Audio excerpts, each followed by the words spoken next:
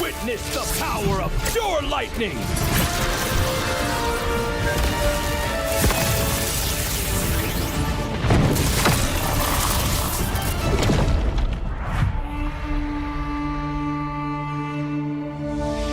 All that lies below is under my vigil!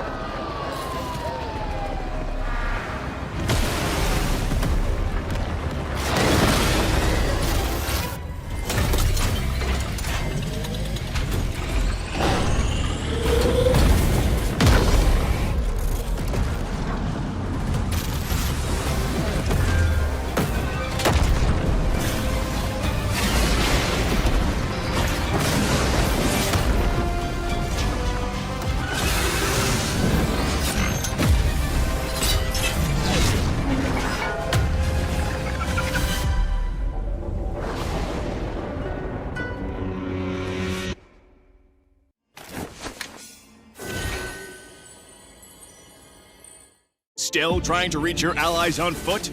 Still stuck navigating terrain when the fight's already over? From flightless bird to ruling the skies, the revamped Kaja can be summed up in 2 words: soar and lasso.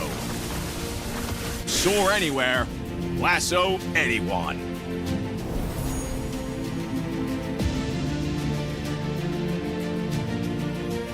First up, Kaja's passive skill. We kept its paralysis effect and upgraded it. Hitting with Kaja's skills will slow enemies and reduce their damage,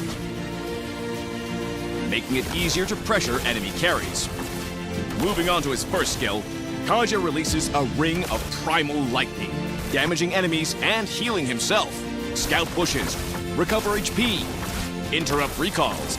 Kaja can now fly into the enemy jungle like a true fearless roamer. From a short dash to full flight, Kaja's second skill is a highlight of this revamp. Kaja dashes to the target area before entering the soaring state. While soaring, Kaja can fly over terrain and his basic attacks become AoE. In this state, his second skill's cooldown is shortened, and hitting an enemy hero with it reactivates his soaring state. So don't panic when a melee enemy is on you. Use the terrain to your advantage to block off pursuers. Kaja's ultimate received the biggest change, from solo gank to a setter's dream. Kaja's whip now lassos an entire area, trapping enemies inside. He can then drag them along while the lasso tightens. Since the ultimate has a cast delay, timing is key. Aim for the enemy carry in the backline. For Kaja's skill priority, if the team needs fast wave clear, pick up his first skill first. To invade the enemy jungle and apply early pressure, go with the second skill first. Prioritize upgrading the first skill afterward in either case. For combos, try out these 2. In the laning phase, use Kaja's first skill to poke and recover HP. If the enemy engages, use his second skill to take off, then kite with his aerial basic attacks. Kite when attacked, attack when they're out of steam. For initiating teamfights, use Kaja's second skill to soar. Use the terrain to reposition. Follow up with his first skill to slow and reduce their damage. Then immediately cast his ultimate and let the team clean up. Now, let's talk matchups.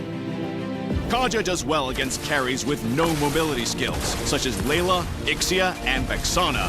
Once he flies in and lassos them, there's no hope of escape. He also pairs well with allies with AoE, like Odette, Barza, and Ixia. Kaja can hold enemies in place while they pile on the damage. The perfect set!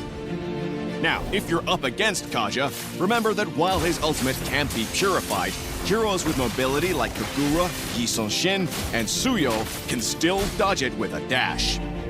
To play Kaja at his best, go for a sustain and poke playstyle. For Kaja's build, Rapid Boots helps him get around the map faster.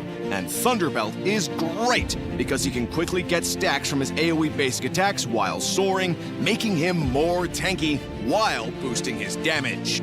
Oracle boosts the healing from his first skill, improving his sustain so he can stay in the fight. We recommend the support emblem for Kaja for more survivability and movement speed. Choose Flicker as his battle spell and combo it with his second skill to drag enemy carries from further away for allies to blow up. For players who enjoy fast, aggressive roamers like Khalid, Hilda, or Marcel, Kaja offers that same fast roaming and in-and-out teamfight playstyle. Give Kaja a try and rule the sky. Soar anywhere, lasso anyone. The revamped Kaja arrives on August 5th. Get his commandment skin for only 51 diamonds. And get Kaja at 30% off during launch week.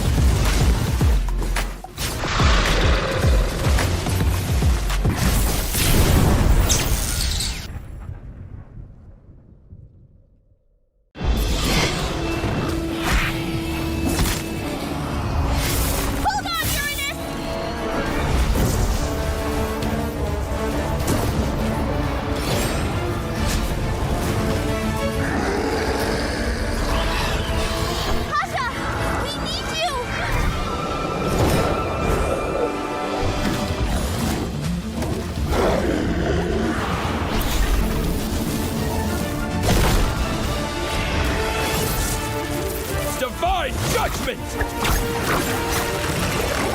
Witness the power of pure lightning!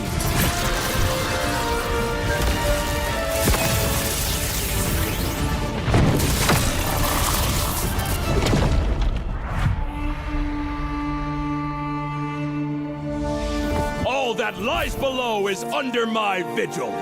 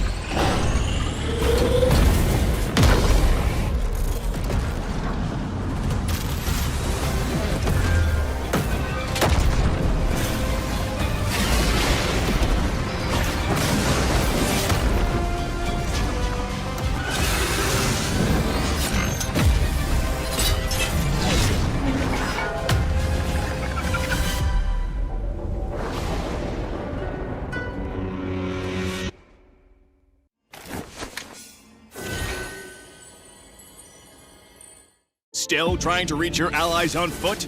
Still stuck navigating terrain when the fight's already over? From flightless bird to ruling the skies, the revamped Kaja can be summed up in 2 words: soar and lasso. Soar anywhere, lasso anyone.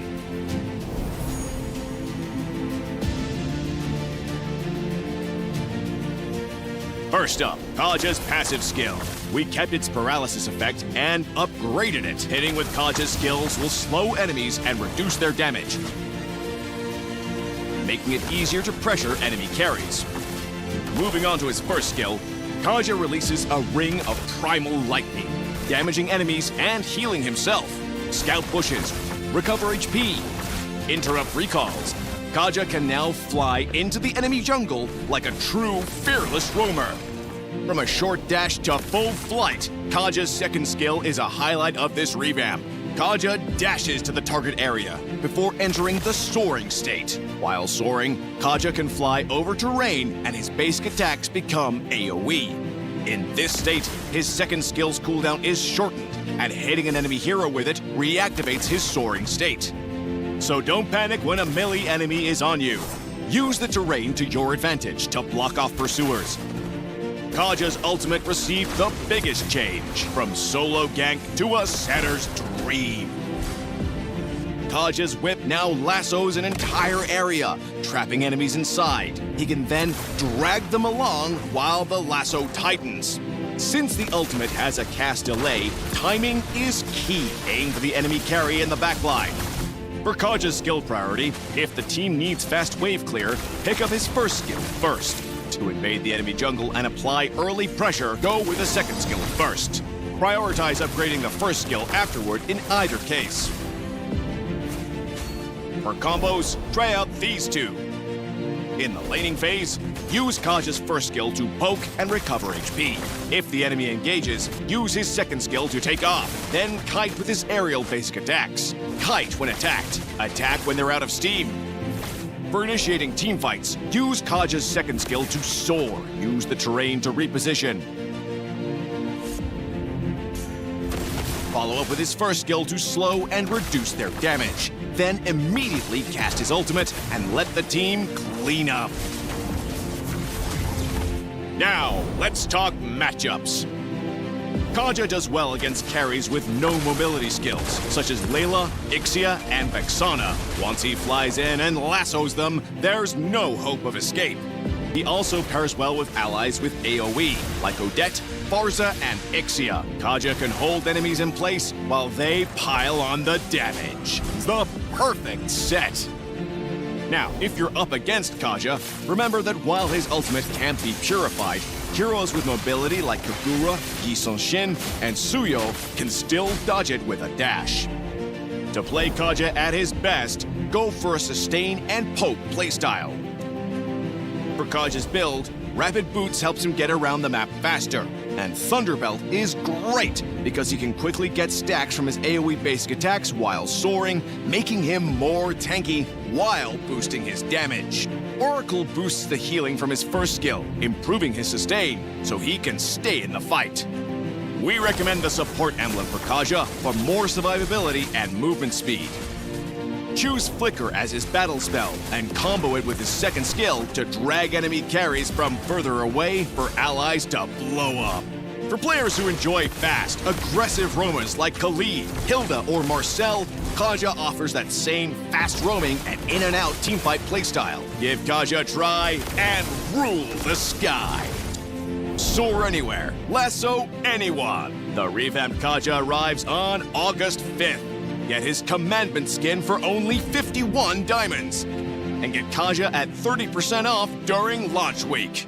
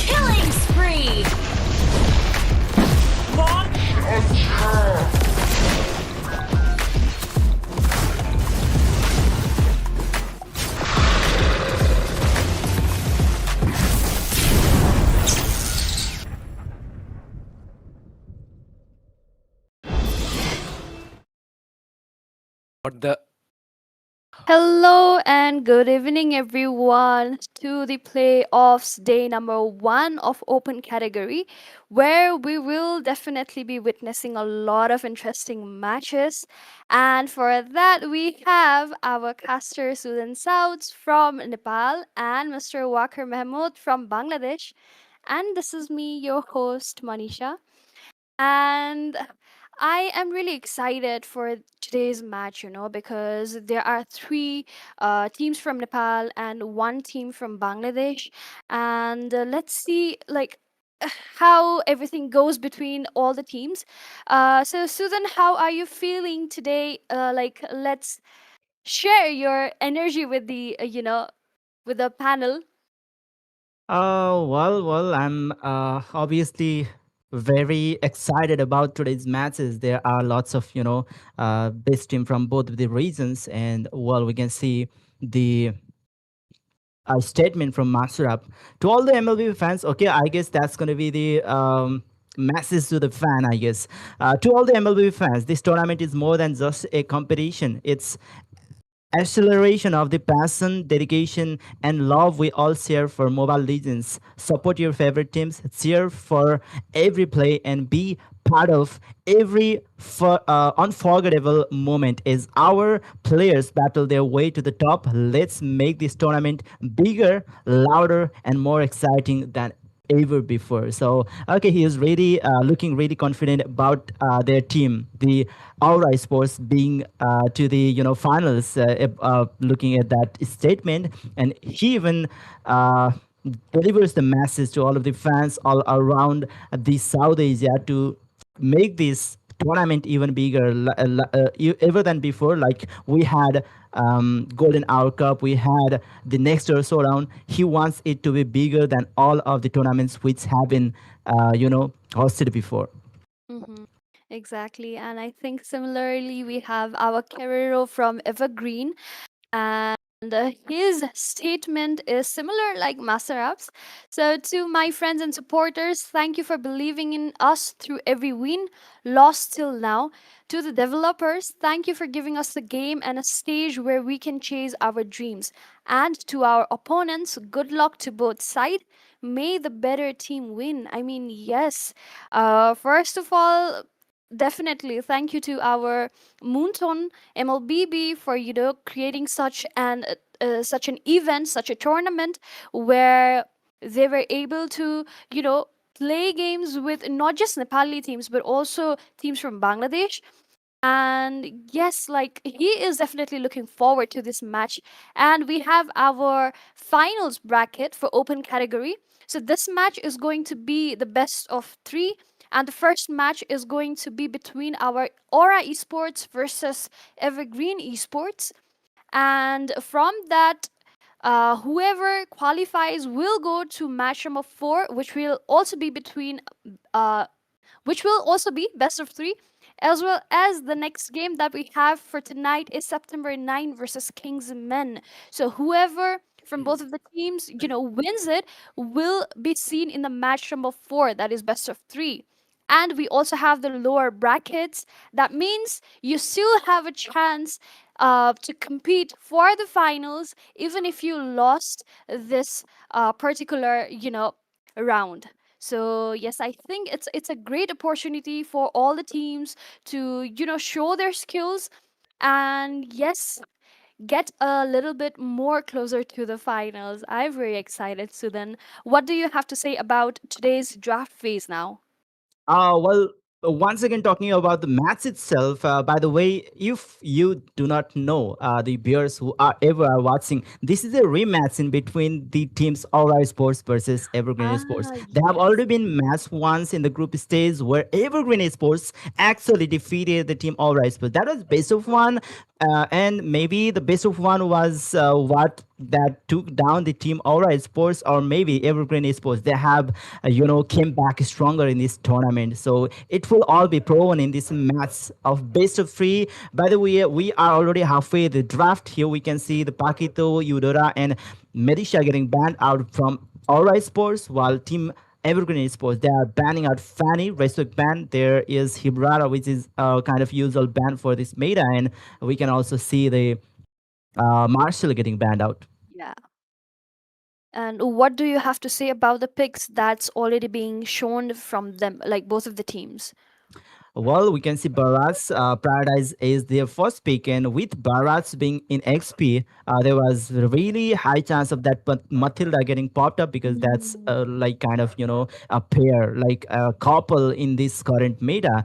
Maybe we could even see the Uranus plus Matilda combination, but yeah, there we can see Matilda having locked down by the team Aura with even the Valentina, which will be able to copy that fatal link coming up from Atlas of Team Evergreen Esports. With that, I think that's going to be a kind of comfort pick from their side, which is Selena, which is really good. In fact, in recent matches, and with that, they'll be picking off the Uranus. Okay, overall, about the draft, I would say. Okay, or I suppose they are going for some wombo combo, and with that Valentina, they have a really good chance of copying that alt, Mm-hmm. using it against the team Evergreen Esports itself themselves. And let's see what will happen in the second phase of the draft. Will Team Evergreen Esports have any answer against that draft coming up from Aura Sports? Yeah, exactly. And also, when you mentioned Uranus being like possible pick from Aura, like I think Evergreen they heard you. They instantly picked that Uranus, that bulky hero, I would say. So yes, how do you feel like what heroes would complement the draft that we are seeing right now? All right, for the team Aura Sports, already we can see that kind of duo with huge high mobility rotation. And Mm-hmm. obviously, they might even go for something who can split tools, like a Link can be a really good option here from the side of Team Aura Sports, which can even, make more pressure onto the map. Whereas from the side of Evergreen Sports, they already have a huge tankiness on their front line. So yeah, they obviously need something that can melt, like Carry. I guess Carry is still open, left open, which will be really good against that Barats, by the way. And for their jungle, yeah, they should be going for something with the damage. In this composition against the team Aura Sports, Mm-hmm. maybe Suyo can be a really good option. If I sorry, Mhm. Suyo is already banned out. So what do you say, Walker? What could be a really good jungler for Evergreen Sports according to this situation? Well, first of all, I do apologize for my late appearance here in the land of Dawn, and this match is all about Evergreen Esports versus Aura Esports, I guess, if I'm not wrong. All right, so the question was what kind of hyper I would like to see here. Well, I guess, according to me, I'd love to see Barrage could be a very good option, I guess. Oh, sorry, not Barrage. What is the name? Like Baxia? Fedrin. No, no, no, Oh. not Basha. Fedrin could be a very good option, like I would say. In this situation, I feel like Fedrin could be a very good fit, even as you just mentioned. Like you just mentioned about Basha. Yeah. Basha's also could be a very good pick, if I'm not wrong. So I just hop into the match, and everything seems like quite new to me right now. So let me observe the whole situation, then I'll say something different and I'll give my opinion. So that being said, so there is a carry from the side of Evergreen Mhm. against like against Lux, Barats. Even if they just go for different tanky options, then I say the thing they just have picked carry Mhm. is a nice to choose. You guys go on. Okay. Let me observe Okay. first. Okay. All right. Walker has said it. Meanwhile, we're at the draft. We also would like to announce again that we are still doing the giveaways. You can still win 50k dice worth of skin and 5k dice if you comment your UID, share this link with your friends, mention your 5 friends, and yeah, you could get lucky. And we also have other giveaways going on in our MLBB social media handles of both Bangladesh and Nepal. So definitely you have to check it out if you don't want to miss out on the giveaways. So Yeah, while we yes, are talking about the giveaways, don't forget to like the stream, by the way. That will help, exactly. spread the stream even more. And yeah, we need to show those likes to the developer of this game, for if you want this slot, if you know what I mean. Well, the draft have been completed with the hardly being picked up from this side of Evergreen Sports. And we have seen lots of good Harley in recent patches. Even though he was a little bit toned down, he is still really good in bursting down these squeezes. Hmm. So Absolutely. Like, you know what? Just if we just talk about Hurley, you have to be a little bit more concerned, like what you were doing. Like, it's not that easy to play a Hurley in this kind of situation. Like, you just need to connect the deadly magic perfectly combined with the first skill. Like, so yeah, I'm not gonna say things are gonna be so easy, but let's see which team has the last laugh. Let's see. Yeah, once again, here we are with the first ever match of the playoffs. Day number one, match number one. Alright Sports versus Evergreen Sports with a base of three matchup. We can see the Alright Sports from Nepal on the blue side, and Evergreen Sports is also from Nepal, and they are on the right hand side. Locke trying to open up the vision. Seige is already zoning him out, trying to poke some damage onto him. Well, nothing fancy is going on. Okay, so already Hazy took a huge chunk of his HP, like lost his HP, and there's a cat and mouse game is going on. Masharov versus Kero 969, which is a quite interesting name. And Yahiko is also here to try to take down the Little Wonder. Okay, so are we about to see the first blood? But no, Selena just managed to retrieve. Oh, Yeah, this they is- think. But he's getting chased. That's Flicker game from Bobby, but he won't be able to get that kill. I guess that arrow is going to get connected. Johan searching the blood. first blood, and maybe he will be able to get another. That's double early on from the side of Team Evergreen Sports. Yeah, it was a nice one, like a very good start from their side. 2 kills in a row. Evergreen just started things up very smoothly. Yeah, I guess when they had that, early game composition, they wanted to, take the tempo early on, but with that, kind of greediness, they were punished for that. I guess they will have a lower hand on this first turtle. Once again, another arrow will be connected, where Lock will be falling to the hand of Johan. That's third kill for the Team Evergreen Sports. For Johan, by the way, if we look at the kills, Johan have already managed to get that killing spree in the second minute of the game. They won't be able to contest this turtle anymore. Maybe Yahiko will be falling down. He took lots of damage. Johan secures the first ever turtle of the game. Yes, and that being said, and Yahiko is running out of HP, but still trying to get some farm. And yeah, it's a very good start from the Evergreen side. And guys, personally, like maybe the name is new. I mean, the Aurora's Esports, but the Yahiko, Masharov, even Bob, Gonigon, they're just quite, familiar and known to me. Like, I have seen their game for more than 3+ years. So yeah, I guess they will try to find out something against the Evergreen, and I guess they will try to figure out what's going on inside their game, and yeah, they'll try to pull it up against them. Yeah, obviously, with their experience they have in all these years, they have always been able to come back even when they. Oh, but once again, Johan with that deadly match, he got to Lock, but Lock will be surviving. That's the flicker with Daytona's welcome, where Stanahouse will fall to the hand of Mr. Yahiko. Yeah, it could be it could be the opening for them. Like they just create their first opening by seeking the kill. And if you just have a look at the gold ranking right now, Johan is taking the lead, and the second position is also taken by the Yahiko, who is playing the jungler from the side up Aura Esports. And I guess nothing else is going on. Okay, so I guess Barras will get a gank here already. Paypang and Beasel trap an arrow. Here we go, the slashes are coming up from Selena. And here we go, but not enough damage to take down Master of Deadly Magic in the meantime, but still quite tanky to take him down. Yeah, they wanted to tone him down. They wanted to suppress him down early on as he already showed his potential. Okay, Locke will be able to get the kill onto Dash where Evergreen Esports, they couldn't get the trade on the bottom lane where they were trying to gank. Slowly, they are losing some trades and we can already see the gold is equated here. Locke trying to open up the vision for the turtle. We can see another air will be connected onto Bobby. They will have to forcefully fall back, and Johan once again secures another turtle of the game.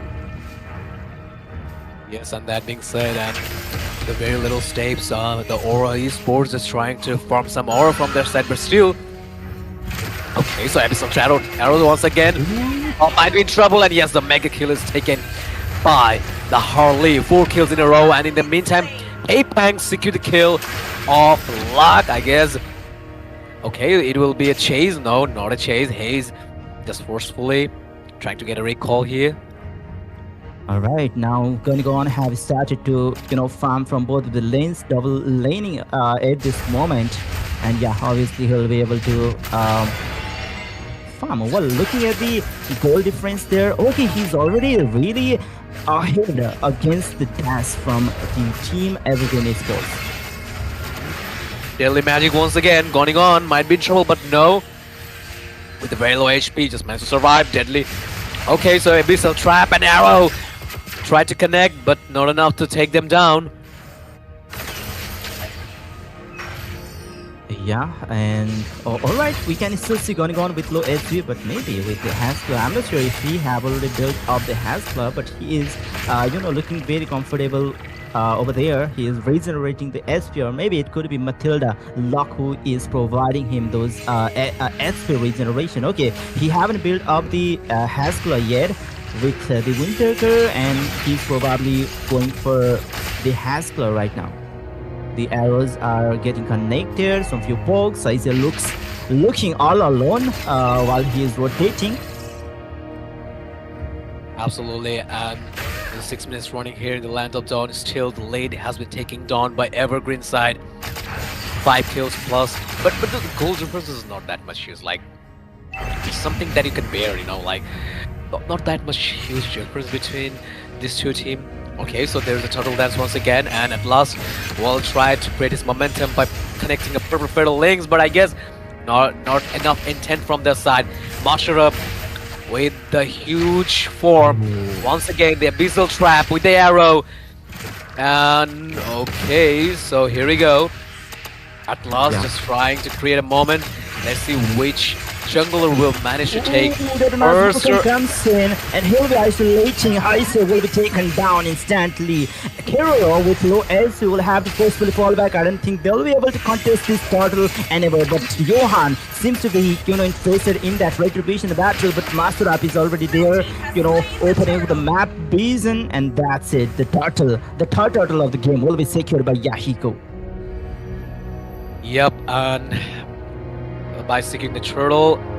Now, if we just look at the goal difference right now, then it is like taken by this side of Team Aura Esports. I told you guys, I know them for a very long time, and here we go, going on with a heavy crossbow, giving a damage but not enough to take someone down.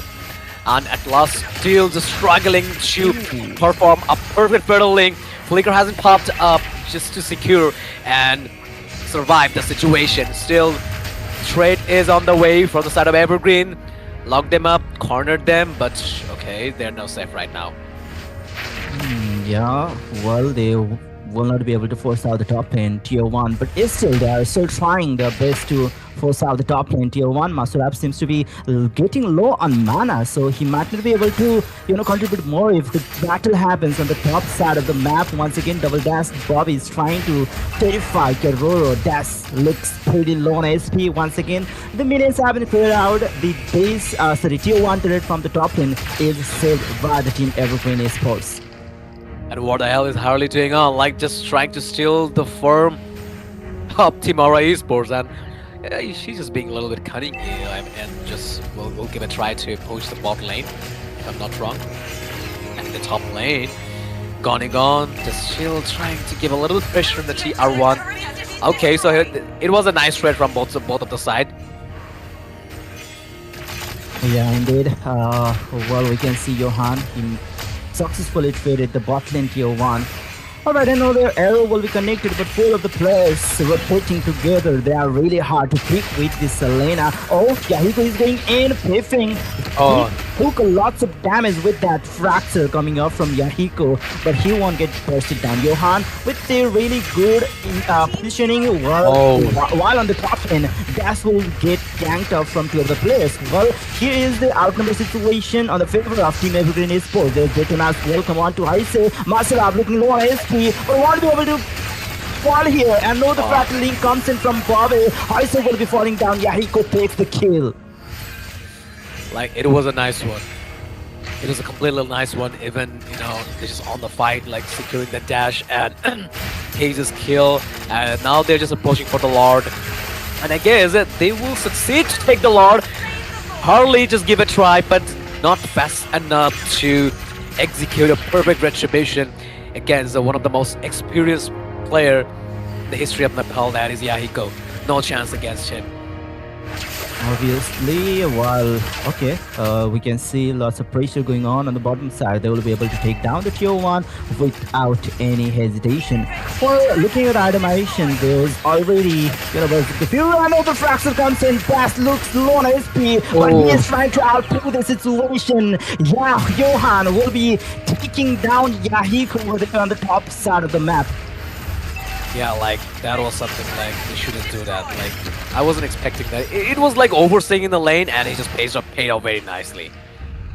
He was just being a little bit greedy. I mean, Yahiko just tried to slay Johan whenever he already has the support of dash.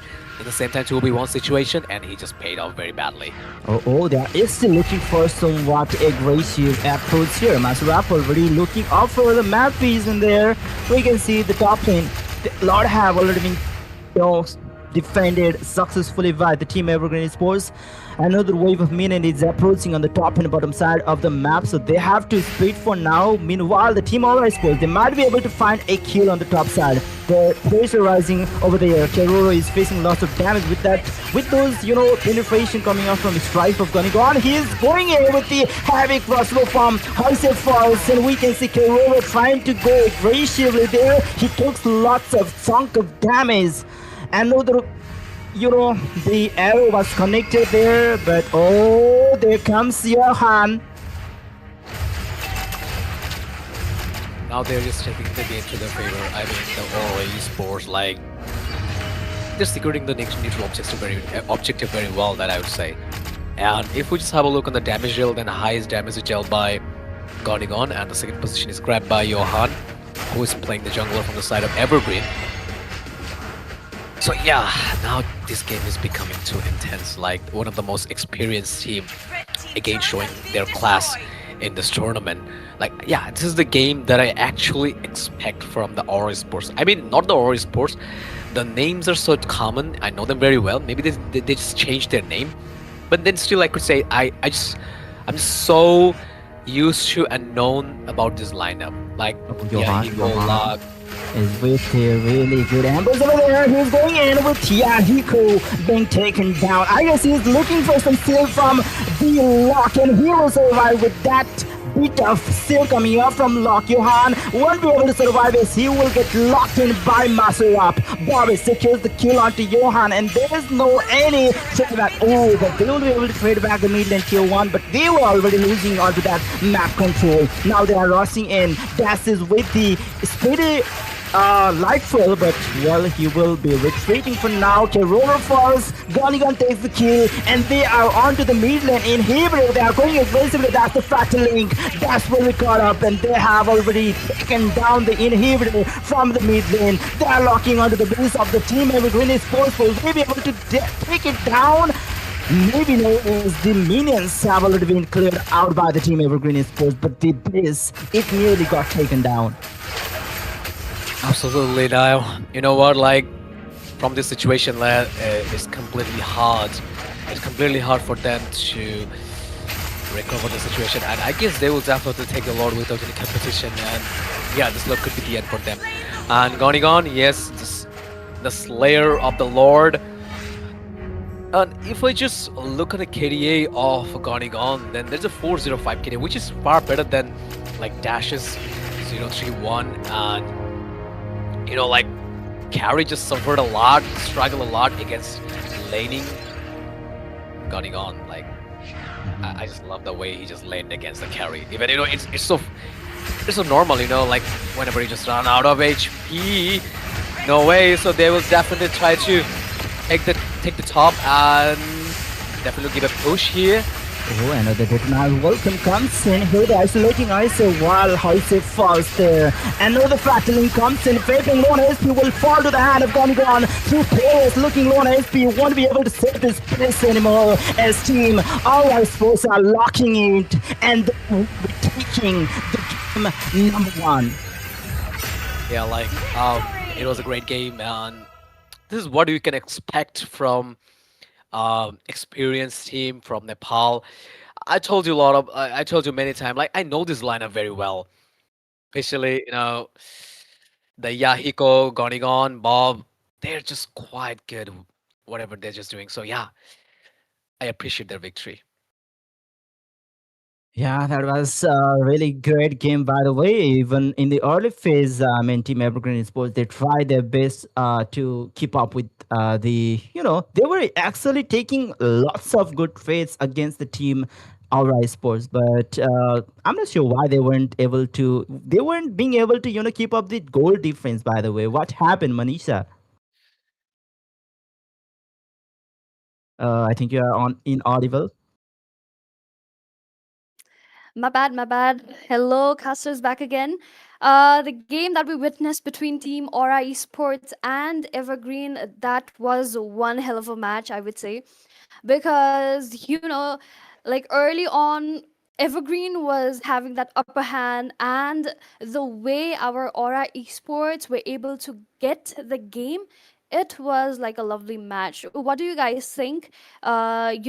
Gone wrong with our Evergreen in this match, Sudan? Yeah, as Walker have been saying, maybe it could be the experience kind of thing, Mm-hmm. because even when they were taking some good trades, they were taking down the turtles, they were taking down the players, but somehow the team, all I suppose, they were gaining those extra goals somewhere from, they were trading it, they were trying to farm as much as possible. Maybe that's what happened there, because we could see that clear difference. I mean, yeah, even when they were losing the race, they were winning on the gold side. Okay, we have our Goni Guns being the damage taken. Like he was the most damage taken and the MVP actually.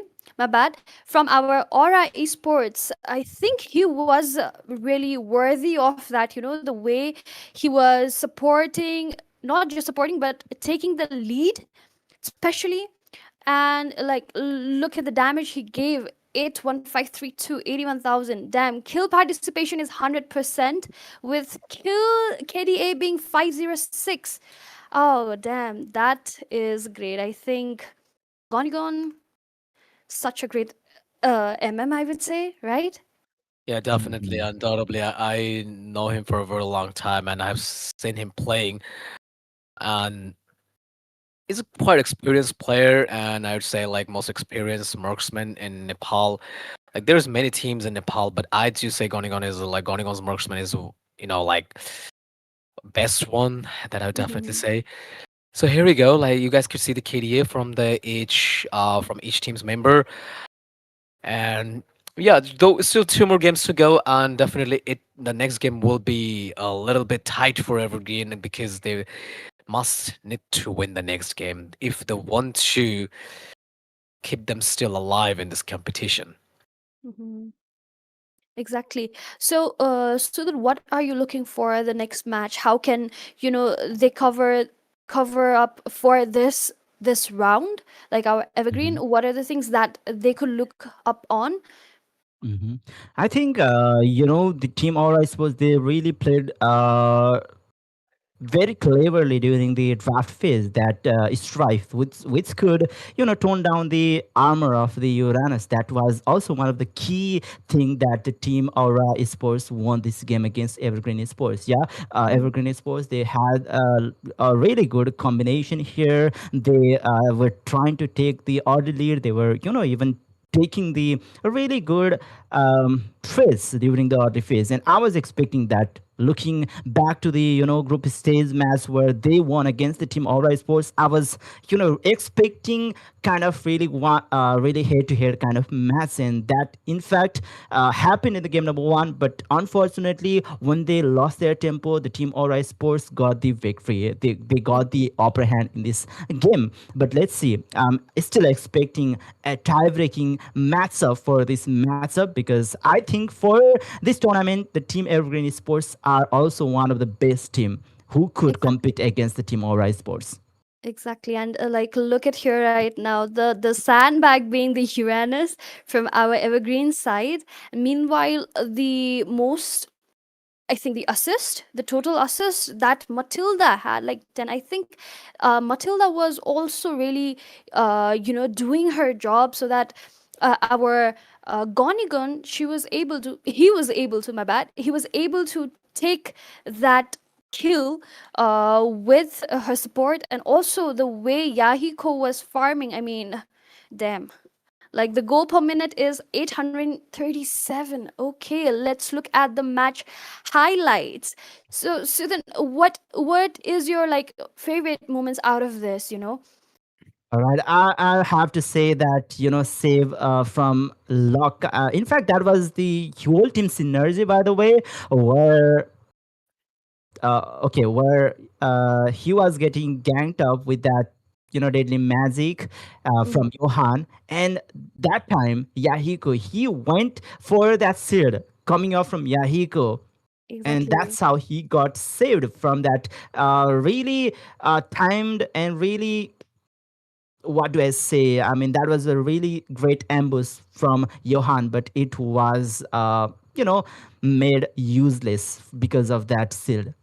Exactly, exactly. I think that was one of my favorite moments as well. But we can see right now, like this match had like a lot of lovely, team fights, and the engagements that they were coming from both of the teams was lovely. Like look at this one as well. In this particular moment, I thought that our Barrett, he was going to get punished, but instead our Yahiko was able to get a kill for themselves, for the team. And the way this game ended, damn, it was like crazy. But yes, I hope that the next round, this match that we're going to see between our Aura Esports and Evergreen, I think they will be able to, get it back in their hands. So yes, Walker, what do you think that our Evergreen should look out for in our Aura Esports during this draft phase? First of all, obviously they must have to go for the perfect drop. That I would say, like Mhm, like before starting a match, you must have to study your opponent, and then this two team know each other very well, mhm, so they might need to know the exact core strategy of Aura Esports. So definitely they will try to work on that. And if we just have a look on their ban, then they have just banned from the side of Evergreen like Fanny, and we all know how good Yahiko is with every single assassin. I saw him playing Fanny, even I saw him playing Lancelot many times, even mhm, like Hayabusa. I saw him playing Hayabusa since from 2022. I'm just watching their game. I used to watch every single game of these guys. So yeah, they must need to study their strategy, mhm, and like they have to ban their comfort zone, that I would say, like the way they have just banned Fanny. Even the Matilda first game, this feel a mhm, pain, like what she was capable to do. I mean Matilda, that's the reason why I'm saying she. So yeah, that is a objective from them.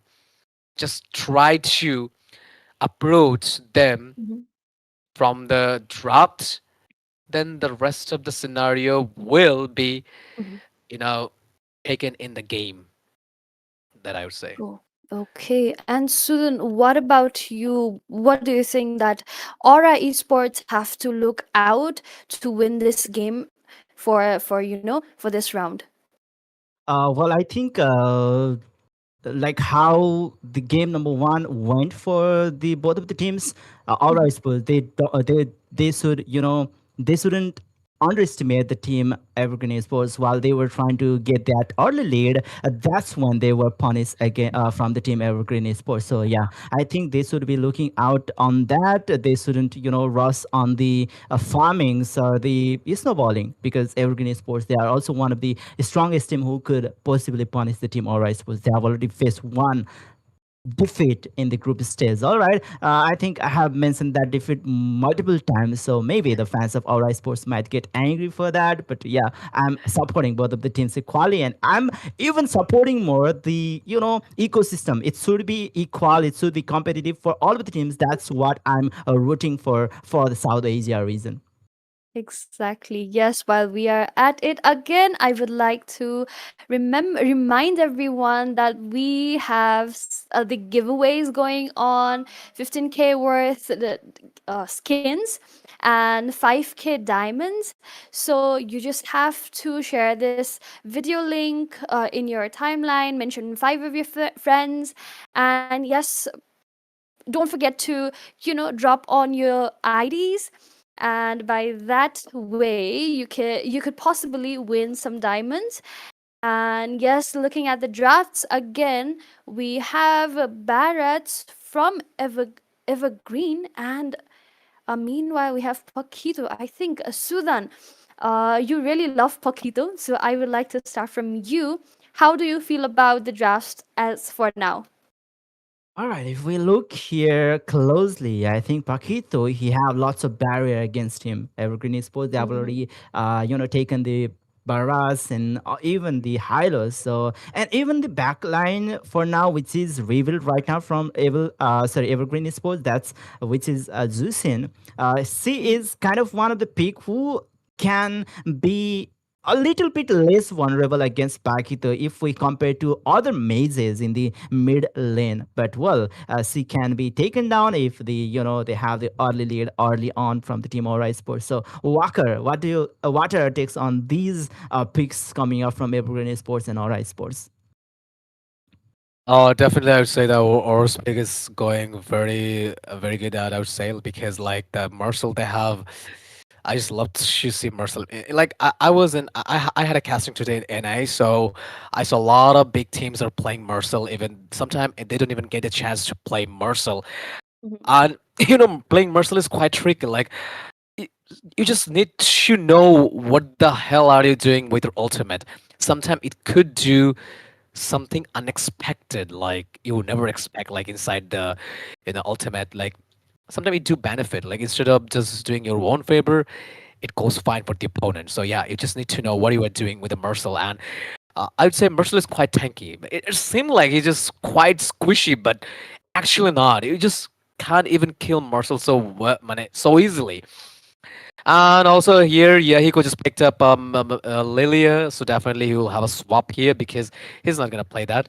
And securing Lilia, good part is no one even just coming closer to you because of the shadow energy. Like Lilia is a very good counter of the melee heroes. That is the big thing and the best part of having a Lilia. So from my side, I'm just being honest with the pick. Still, Ori Sports, their picking is just going out of the world. That I would say, just picking up All the Mercel, change everything. All right, all right. So our final two picks remains from both of the sides. Sudan, what do you think like would be best for our Aura Esports? What heroes should they pick? Or let's say if you were there, so what hero would you have picked?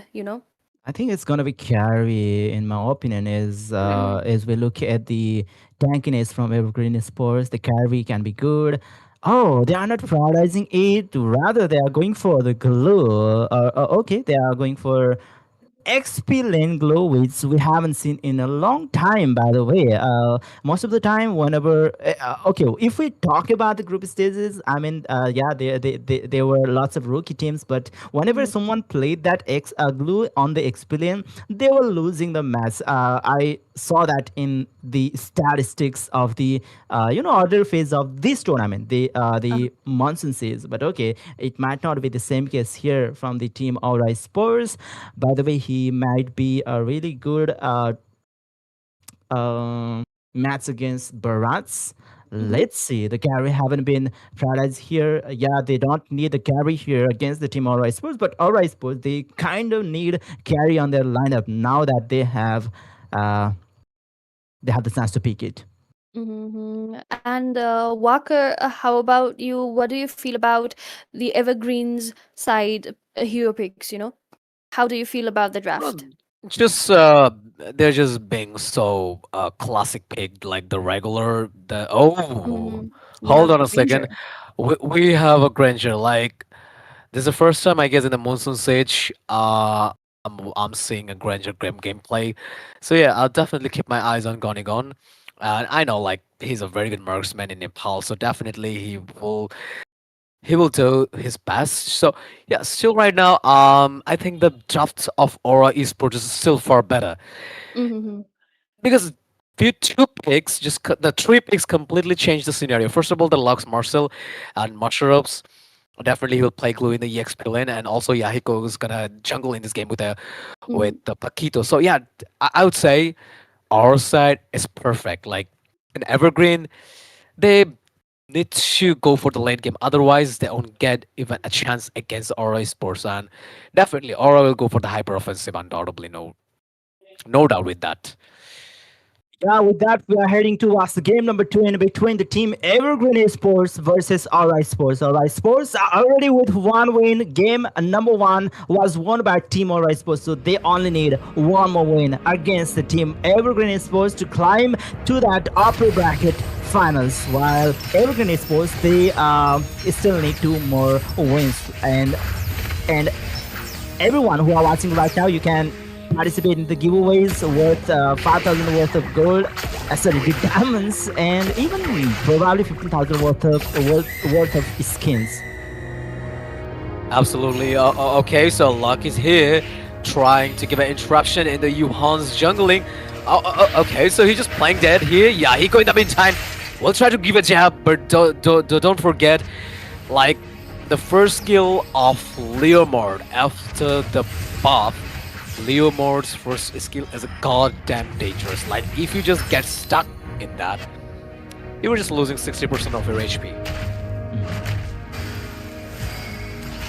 Yeah, obviously. Well, but still, Johan is getting denied with his own farm. Locke is there to harass him, trying to, stop him from farming from his own jungle. But here he goes. He'll be reaching the level 4 right now. But I think ganking onto Master Up might not be the very good idea here. So he is rotating towards the mid lane. Probably will try to gank onto Locke or even Warway early on, as they have the number advantage in the mid side of the map. All right, so the casual cattle mouse game is going on in the goal lane. In the meantime, there's a clue. I mean, Patrick, never mind. Just keep trying to chase Barats. All right, the first skills keep spamming here, and the mid lane. Hazy, okay, so there's a jab, and Chamston is in the meantime. Leomore is with the Burble, and the Stampedes from Yuhan, but not enough momentum to give a couple of good stamp to the Aura Esports. Yeah, the turtle is here. The turtle dance is already started. Johan, without his ultimate, he might not be able to contest for the turtle. Dash is getting ganked here. We can see Peeping already getting low on SP. Lock is everywhere. He's trying to zone out all of the players out of his vision. And once again, we can see Keroro is getting locked in. Gonna take the kill onto Keroro. There comes the golden hour on the two other players. Johan already low on SP will fall to the hand of Yahiko. Will fall, and that's double for Gonigon. Yeah, that was like, what the hell is wrong with you, Burble? You just left the field without carrying me, man.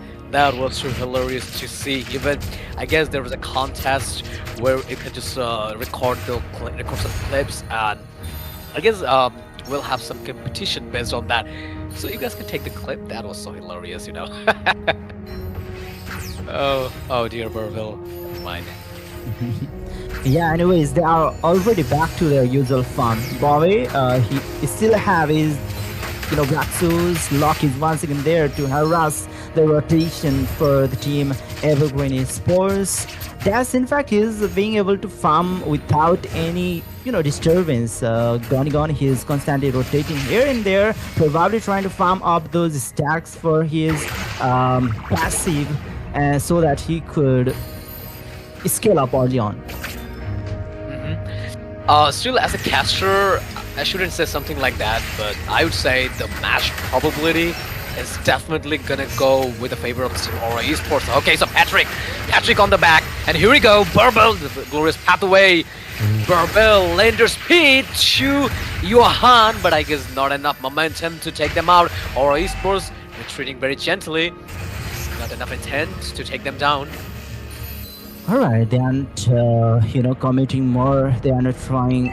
They are not overstaying in that fight. All of them are retreating for now. Dash is also joining that double laning, I guess, or maybe he is swapping the lane. Not sure about that because the turtle is on the top side of the map. Yeah, he could try to with those zaps, but couldn't land any damage onto Dash for now. And going on, he is trying to split push the bot lane here. They can't see glorious pathway. Johan with the Barville here with the Phantom Steed. Dash is just missing while Gunnigan is trying to join the fight here. Once again, another Dracona's welcome comes in while will still fall. Fifing will fall. That's double for Gunnigan. He's looking for more. We can see how he is looking low on SP. Gunnigan is still trying his best for that triple, but won't be getting any.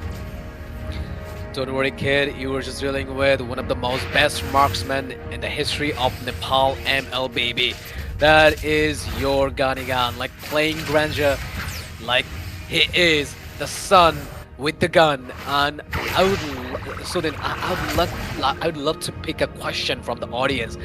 Like, audience say they just don't even know how to control the mid. You know what? I'm just taking it. They are quite unable to control the mid. I mean, I'm just talking about the Evergreen Esports. Yeah, it's probably because of the harassing kind of composition from the team Aura Esports. Like we can see the Leomord, he is very vulnerable against those CC, right? And Locke is with lots of CC, and we can see Maseraf with that glue who can also kind of give lots of CC, and those melt. We already know that Lilia is quite strong during the early phase of the game. He is melting everyone who is getting stunned by Locke or either Master Up or even those knockout punch from Yahiko. It is also helping to give some time for Bobby to melt them out. Once again, we can see Johan will be taken down. That's the grab coming up from the Master Up, and he will be able to assist on that kill coming up from Gunnigan. Carrier looks low on HP, but they are forcing the tier 1 from the mid lane. 3 players low on HP will not be able to contest this fight anymore. They have to fall back, and their jungle creep seems to be in danger. Absolutely, like now they're just going for the top TR2 tower, and in the meantime they will definitely take the TR2 from the mid. They're just quite unable to control the team fight or even the sin of the fight. Alright, so here we go, fight once again, Phantom Steed, but not enough. Burble is coming to the arena just for nothing. There we go. Alright, so now they're just trying to get a momentum monster kill by Gunnigan. 2 kills in a row, triple kill, way to get a maniac. Here we go. We will see a wiped out while the dash is in the field, and I guess it could be the end from the side. It's done. Yeah, probably John, who knows Bobby is taking some damage, will have to force out his Black Souls. There comes a Blazing Duel, but without him dealing some damage, he'll be getting deleted from the Land of Dawn. Game number 2, secured by Team Aura Esports with 2-0 victory, and probably it was the game, maybe even lesser than 10 minutes, I guess, right? Yeah, so I would say that, like, yeah, Definitely, it's less than 10 minutes. So there's the actual game time that I would say. I really appreciate their gameplay and I just love it.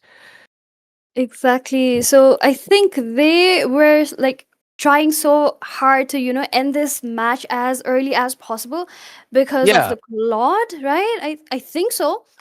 And they were so aggressive from the very beginning, like the No, way uh like the Aura Esports, they were attacking our Evergreen. I think it was mm, just it.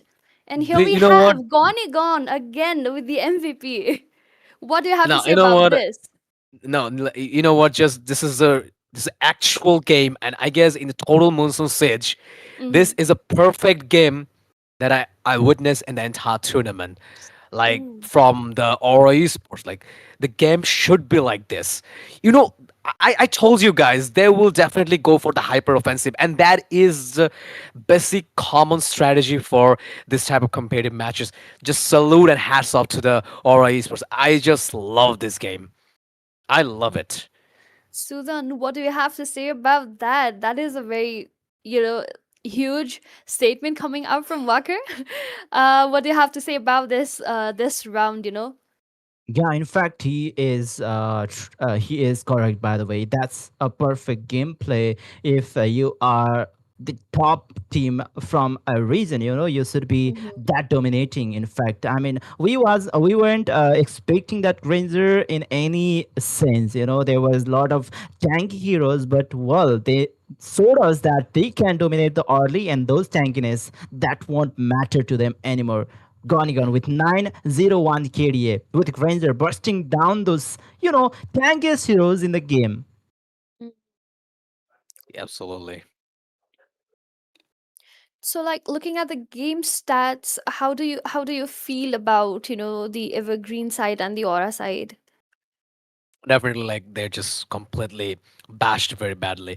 Even even if you just want me to say something positive, I don't see like anything that we should talk about Team Evergreen because the first game we were capable to say something about them, at least some hopes, and like the early 4 minute was good against the Aura Esports. I mean, I'm talking about the first game, but Mm-hmm. in this game there is completely nothing. There's completely null, null, zero. Like there's nothing to talk about. Like they just came to game number two, bashed very badly, and totally got dominated by the one of the best team in Nepal, and that's it. Boom. The sandbag, obviously the high lows, rage guy, you know, Mm-hmm. deaf, but he got a tone inside his heart. That is our Granger. And also the carry. I told you guys, like, whenever you just have Lilia, whatever you just do, you could deal a hell amount of damage in the game. So yeah, definitely. Like, there's nothing to say, especially. Mm-hmm. What you gonna say? Like, there's nothing. Totally one-sided domination. Okay.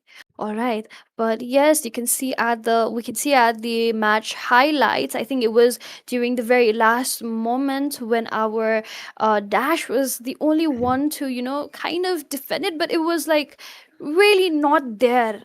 It was just pointless to come back to the base. And yes, again, here is the statement from our Masarap from our Aura Esports. So I would like to read it out again to you all. To all MLB fans, this tournament is more than just a competition. It's a celebration of passion, dedication, and love we all share for Mobile Legends. Support your favorite teams, cheer for every play, and be part of an unforgettable moment as our players battle their way to the top. Let's make this tournament bigger, louder, and more exciting than ever before. And yes, exactly this is what our Aura Sports did during this round.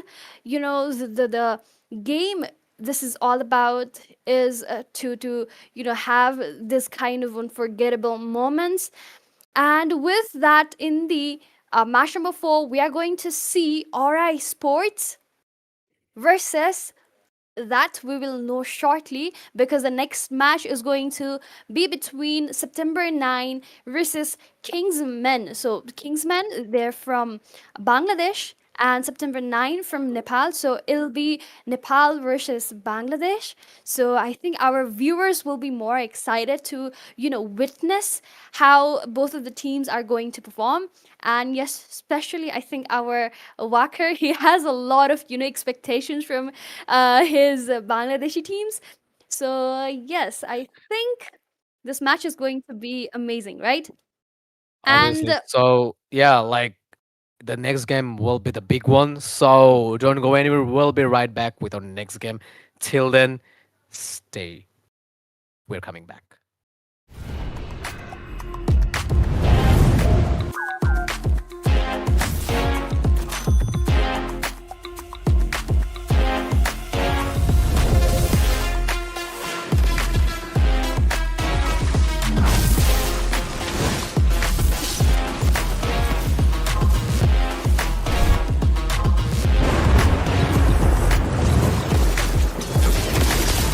Killing spree! Hold on, Uranus!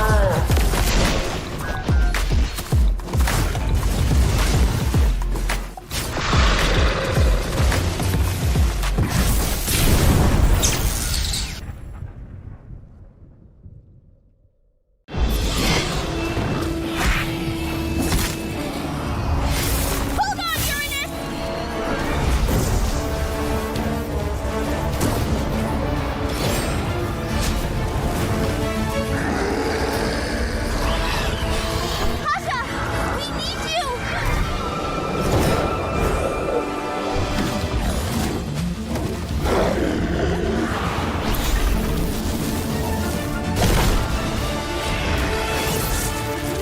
Divine judgment!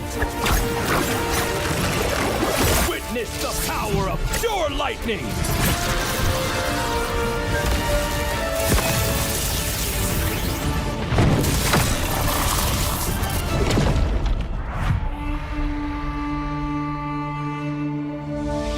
All that lies below is under my vigil!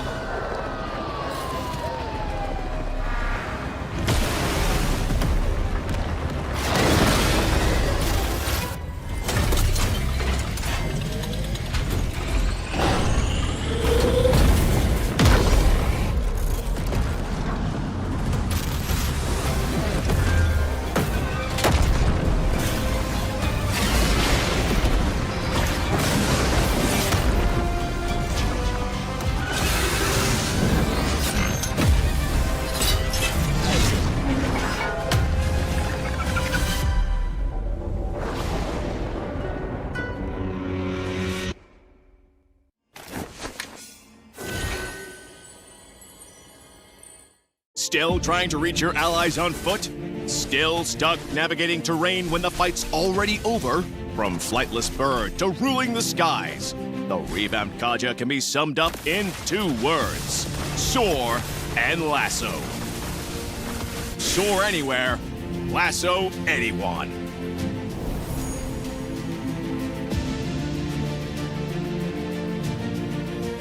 First up, Kaja's passive skill.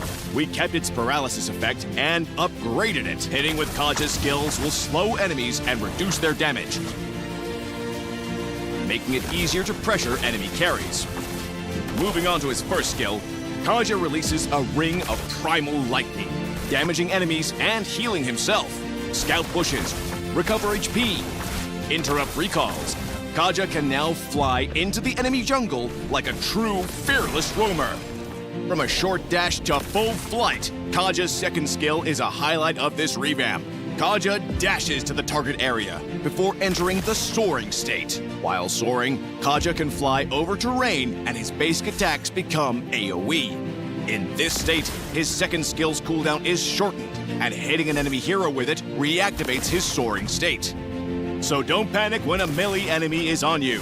Use the terrain to your advantage to block off pursuers. Kaja's ultimate received the biggest change, from solo gank to a setter's dream.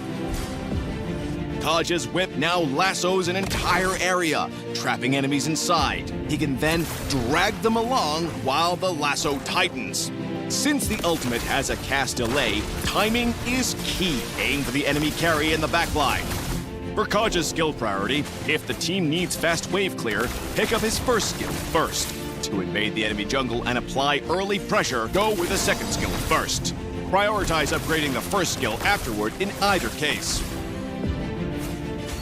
For combos, try out these two. In the laning phase, use Kaja's first skill to poke and recover HP. If the enemy engages, use his second skill to take off. Then kite with his aerial basic attacks. Kite when attacked. Attack when they're out of steam. For initiating teamfights, use Kaja's second skill to soar. Use the terrain to reposition. Follow up with his first skill to slow and reduce their damage. Then immediately cast his ultimate and let the team clean up. Now, let's talk matchups. Kaja does well against carries with no mobility skills, such as Layla, Ixia, and Vexana. Once he flies in and lassos them, there's no hope of escape. He also pairs well with allies with AoE, like Odette, Barza, and Ixia. Kaja can hold enemies in place while they pile on the damage. The perfect set! Now, if you're up against Kaja, remember that while his ultimate can't be purified, heroes with mobility like Kagura, Yi Shin, and Suyo can still dodge it with a dash. To play Kaja at his best, go for a sustain and poke playstyle. For Kaja's build, Rapid Boots helps him get around the map faster, and Thunderbelt is great because he can quickly get stacks from his AoE basic attacks while soaring, making him more tanky while boosting his damage. Oracle boosts the healing from his first skill, improving his sustain so he can stay in the fight. We recommend the support emblem for Kaja for more survivability and movement speed. Choose Flicker as his battle spell and combo it with his second skill to drag enemy carries from further away for allies to blow up. For players who enjoy fast, aggressive roamers like Khalid, Hilda, or Marcel, Kaja offers that same fast roaming and in-and-out teamfight playstyle. Give Kaja a try and rule the sky. Soar anywhere, lasso anyone. The revamped Kaja arrives on August 5th. Get his commandment skin for only 51 diamonds. And get Kaja at 30% off during launch week.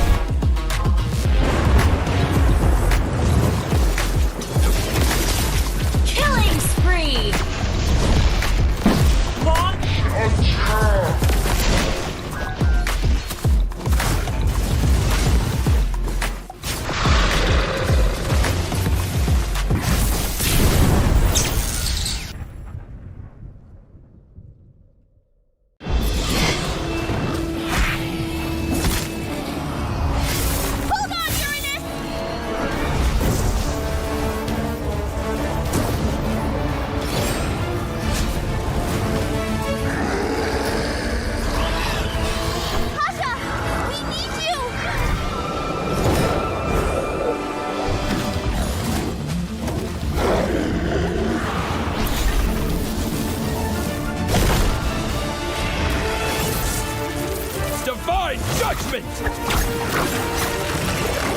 Witness the power of pure lightning!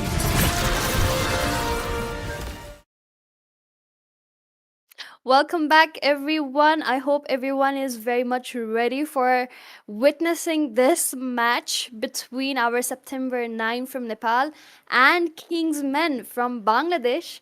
Let's see how the both of the teams are going to perform in this round. And here we have a lovely statement from our Kingsman, Jackie. We came without a crown, we live with one.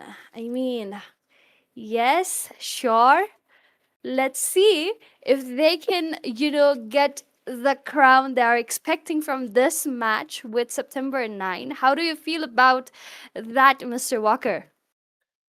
Well, I'm feeling great. First of all, I would see it would be the last guess for the Bangladesh, and every single every single member, every single player, those who are watching from Bangladesh, they are so excited because this is the last battle, last guess from Bangladesh. Yes, I do love this line. We came without a crown, we live with one. You know, it's simple. It carries a tons of message, clear message, and yes, I would believe on them. I just believe they will definitely do that. They will keep their own words, and I want to see some Bangladeshi flag, inside the comment box. Just don't come for the giveaways only. If you just But truly love your country, then spam the flag, comment right down below that you are supporting Team Bangladesh. I mean the Kingsmen. Prove let's yourself that you are a go. king. Let's go for the Kingsman. And we have here one statement from Darlamiji from our September 9. No ego, no fear, just domination. I mean, sure, again, let's see how our September 9 are going to show the domination in this battlefield against Team Kingsman.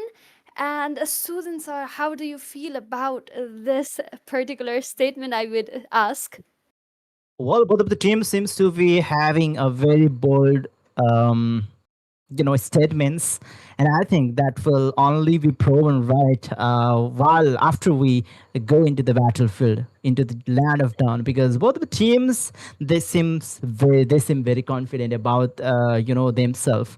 Well, in between these two teams, one of the teams will be going in the upper bracket finals against the team Aura Sports, while one of them will be dropped down to the lower bracket. We who will be facing against the team Evergreen Esports. So let's see if the one who will be having the crown, they will be going against the team Aura Sports, or the one who will be dominating will be going towards the Aura Sports. It all depends upon how they draft, how they play that draft in the land of dawn. Exactly. I mean, I am very much excited for this match, and I think our viewers are equally very much excited. And don't forget to get excited for one more thing, that is the giveaway, because it is worth 15K diamonds worthy of skins and 5K diamonds. I mean, who does not love diamonds? So yes, for that you can check the pinned comments in the our YouTube stream right now that is happening. And yes, don't forget to support your teams, guys. And here we are at our drafting phase. So Walker, I would like to start from you. What kind of match are you expecting or hoping to see from our team Kingsmen? Definitely, I'd love to see, a competitive match because nobody love to see a one-sided game, and I just want them to win perfectly.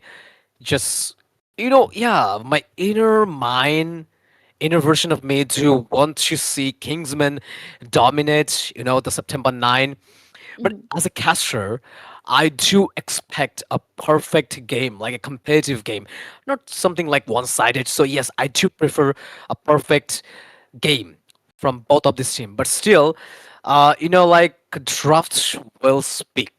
Drafts will speak. Good drafting, like lead you to the upper hand. So that is what you need to believe. Like, just go for the perfect draft and play the game, perfectly. Play the game as you plan for. And yeah, I guess Kingsmen, they have studied the total September 9 very well, and whatever their plan is, whatever their plan is, I think they will execute their plan perfectly. But if I say like something that is just very common strategy for this type of competitive matches, then that is hyper offensive gameplay. Like, you must have to finish the game as early as possible. Like, just lower teams, even like casual gamers, they just wait for the late game. Like, we have a carry, we have a Claude, we have a Mia, we have a Hanabi in our team, so we have to wait for the late game. We have Sicilian, so that we could bash more and more heroes in the late game. No, that is not the actual strategy of the competitive platform. So just go for the hyper offensive, beat them down, and let's see what happened here in the Land of Dawn. All right. So, Susan, how do you feel about this draft right now? What kind of games are you expecting from our September 9? Oh, well, yeah, as Walker said, I'll also be expecting the, competitive match in between those two teams. I hope we'll be seeing at least one best of three matchup in the open category because we haven't seen any best of three tie-breaking match, but we have already seen one in the female category. Right now, right Yes. here, I guess these two teams are the ones who can make it to the best of three series here. Well, we can see the Paquito getting picked up as the first ever pick for the Team Kingsmen with Belleric Mhm. and Lydia on their side. While Belleric will be facing against that militia, will they be able to, uh, kind of execute militia? Because I don't think there are really good picks against militia right now from the Team Kingsmen. Even those zabs or knockout punts will be, reflected back with that go away. So what Mhm. are your thoughts on that, Walker? What will they be picking in the XP lane in the counter of Melissa? Yeah, first of all, I do want to agree with you. Like, against Melissa, it wasn't a good pick at all. Like, having a Paquito, it's not that easy that you can easily jab with the champ stances. Like, it's not so easy. Even it's quite impossible to just go closer to Melissa. Even Mhm. at this situation, I don't like the pick at all. But they just they could have wait for that, or maybe they could just ban the Paquito. Even neither of them can just go for the Paquito. So yeah, still, but yeah, the Soros picked up a Lilia. This is a very good pick that I just compared to against Baras or even Ghost Toya. Like, you guys saw what Lilia did in the first game. So yeah, I just love the Lilia pick on. Yeah, and there's a one more thing. Like, Melissa's pure counter is Belric, like combined with the Vengeance, even like the Blade Armor on the passive of Belric could be a massive threat for Melissa. But the problem is Paquito could be in a little bit trouble against a Melissa. But Ghost Destroyer is fine. But let's see which Okay. like I do love to see maybe Yuzhong. Yuzhong Mhm. could be a very good counter here. Or maybe, like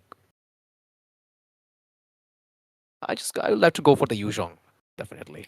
Okay. And what do you guys think could be the possibility of, Belleric being in the EXP and not the roamer, and Paquito being Oh, the jungler? well, they can be flexed by the way, but it's still looking at the ban by themselves. They have already Mhm. banned that Matilda, which could Yeah. possibly be picked by September 9. That's why the team Kingsmen they had to force it out. But it's still they can go for that Rafala in the mid lane and flex it. But Rafala might not be a really good pick here against something like Nolan and even the Barats. Barats can directly isolate the Rufala and they can isolate and burst it down.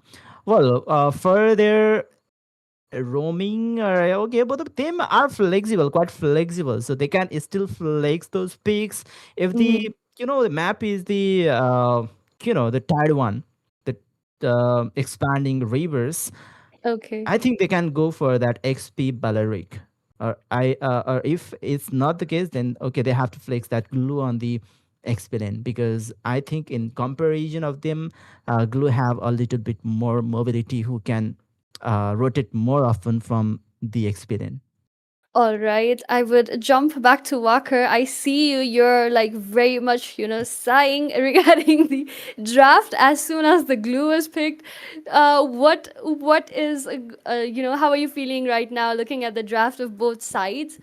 Who do you think has the more chances of winning this round? Just looking at the draft right now. Still, I'm just a little bit concerned about the Paquito pick against, Melizo, or it's totally tough to say, and I just can't say anything right now because, like, I have to see the game, and I'm just a little bit nervous about them. I'm not quite sure about them, and even the pick is not that much good enough, like, not even bad. All right, so the draft is done. The stage is quite set. And let's see which team has the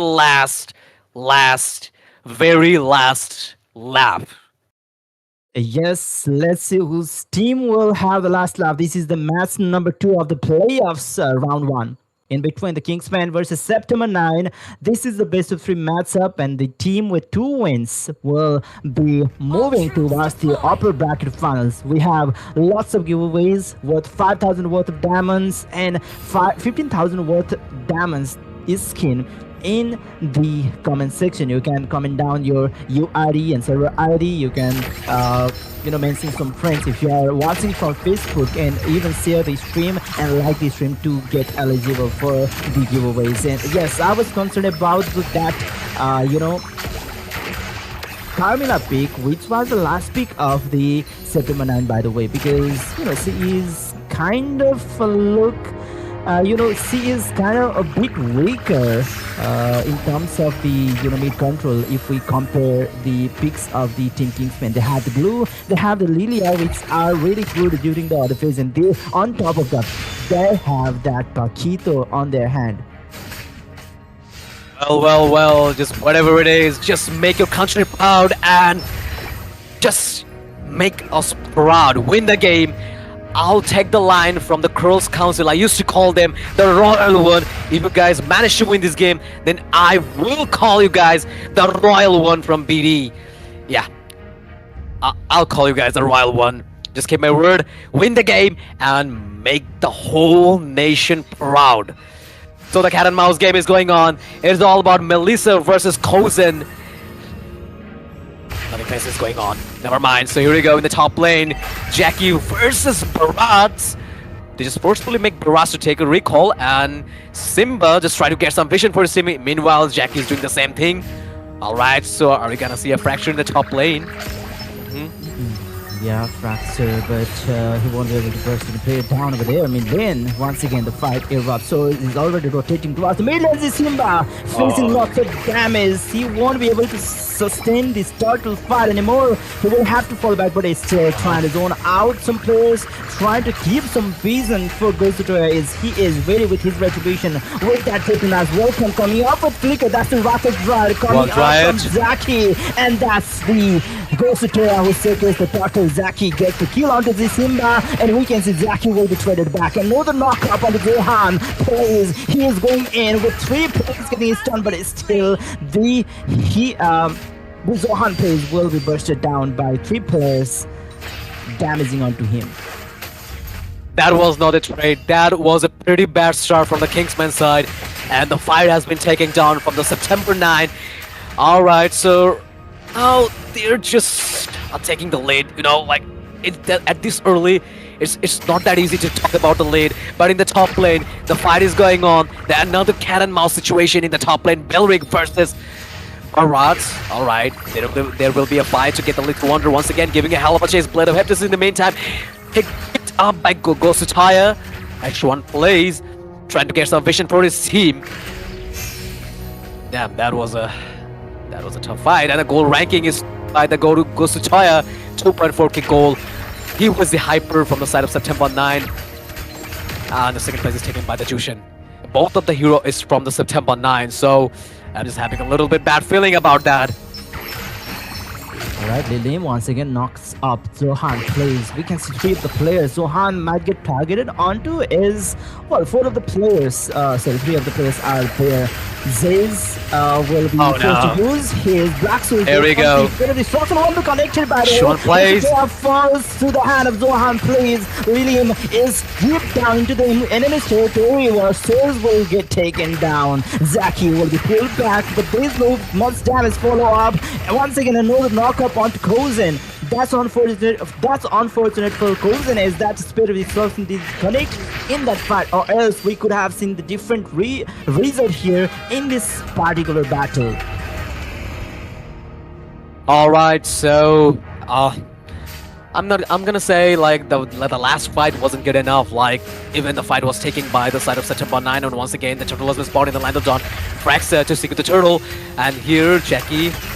It will be bad if he just tried or intend to take a fight, and the turtle has been taken down. And once again, the stashes are coming from Juxian. So, if we just have a look at the goal difference right now, there's a 2k goal difference, and if there will be, the Spirit of Destiny once again. Here we go. Not enough intent for Kingsmen to take the fight to their favor, and they just retreated. Yeah, that was a good one. Like, you just retreat in the right time. You shouldn't take the fight in that situation. I really appreciate that moment. Yeah, that was the discipline, really good discipline coming off from Kingsmen, or else they could have lost more threats against the team September 9 over there. Anyways, we can once again smell some fights over there on the mid lane. Jasimba once again tries to zone out some players. There's murder. The Lamizi is trying to clear out the minion wave in the mid lane, and maybe they are trying to force out the top, mid lane tier 1. But still, it is very early to force it out. The turtle is about to spawn, but top lane is getting split pushed by Kozen. Okay, they have to be careful about that, because yeah, we all know Moscow can be very, very annoying with those split pushes.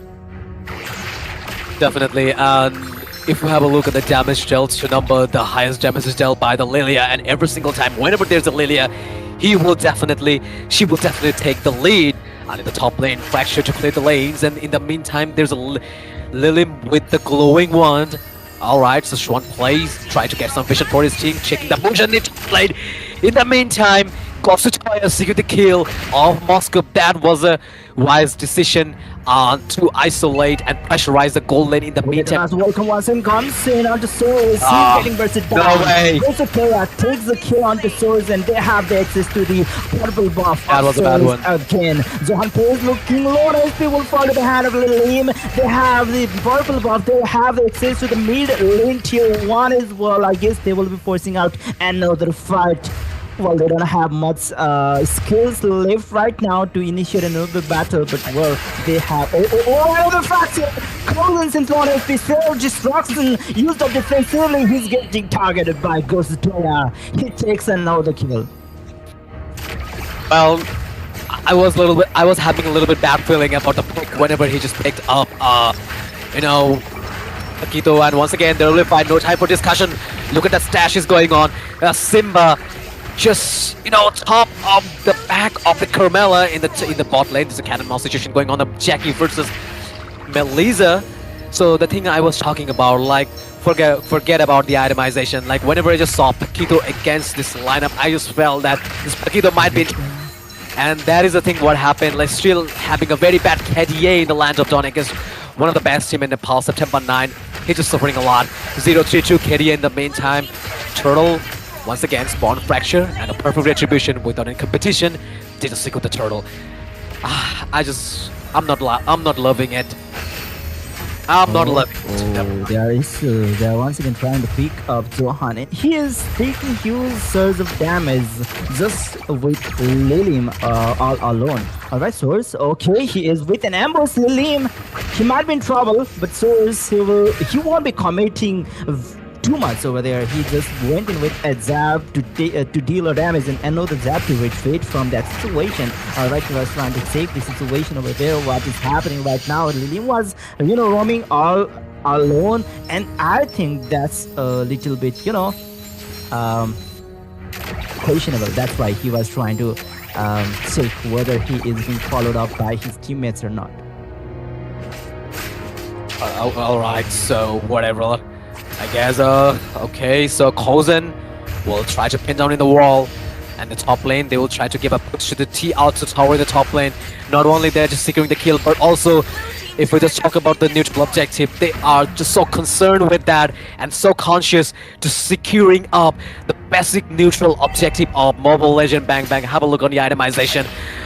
Starting things up with the Kozen, basic trinity is going on, and the other side, Melissa also with the same trinity, giving a hell of a chance to go to tie up, but enough mobility to escape from the situation. Fracture in the meantime, jams are coming on, Soul Rush, not enough damage. Here we go, the fight has been taken on, Rebel and popped up by Simba. The fight has been taken once again, not in the favor of the Kingsmen. The fight is going on still, might be in trouble. Lilia Gaze just tried to escape from the situation. Fracture once again, giving a hell of a chase to Gosutaya, and Zeki is just slain down, unstoppable by Lily. They're just giving a no hell of a chance. They are just not giving hell of a chance to the Bangladeshi team, and that is our Kingsmen. Alright, goes in all alone against the Simba. Romer versus Golden, but he isn't being able to, spread the damage against him. If we, remember the itemization, he was still yet one item behind that Trinity build. Zohan Prince is getting melted. Omega Flow It's just one-sided, to him, and well, they have the full control over the map, and I don't think this is, comebackable anymore. And it will end up very badly because the situation is going one-sided for them, and this is a very bad situation, and this is the thing that I'm always afraid about. Whatever you just do, lose with respect, don't let the game get one-sided, and once again there's a fight, and here we go, Daytona's welcome, Omega Flow, once again cornered very badly, Jackie once again victimized by the hands of September 9. Yeah, once again another trade won by the team September 9. They have the Lord, and Jackie is yet to respawn. Well, the respawn timing isn't that much, but well, before he respawns, the team September 9, they will be able to synchronize all of the lanes properly. That's how they will be marching under the base of team Kingsmen. The holy defense have already been torn down before the Lord marches on the base of team Kingsmen. They will merge from the top lane, and it's all Lord is about to approach, and yes, Lord is so on to the top lanes, and they will definitely take the inhibitor. Once again, there's a Wrath of Dryad, but not enough. And once again, Ghost Tire has been taken down. It was a nice move enough. Godlike in the meantime, Lilia and Lily. Okay, Lilia is taken down. Never mind. Oh, they just lost, the one hand of the Nexus, and things are just going pretty bad from the side of Team Kingsmen. 3 kills in a row, goal difference is huge with a very low HP Gaze. Lilia just barely survived in the team fight, and once again Lilium just not let them come close, and this is a bad thing, and alright. They will definitely that's fine. Force out the mid lane inhibitor over there, but we can see Z-Simba is getting melted down. Omega Flow Simple on SP. He will have to use that Daytona's welcome defensively. The Spirit Destruction won't be connected. The Wrath of Dryad won't be connected as well. So will take the Q onto Omega Flow. Replace with low SP, will have to fall back, but the Lamizi, he seems to be getting infested in the battle. Some Moles was connected. He was forced to use his go away. Now they have to retreat. Well, if they had, engaged them a little bit, maybe the minion would have been the MVP of the game. Never mind.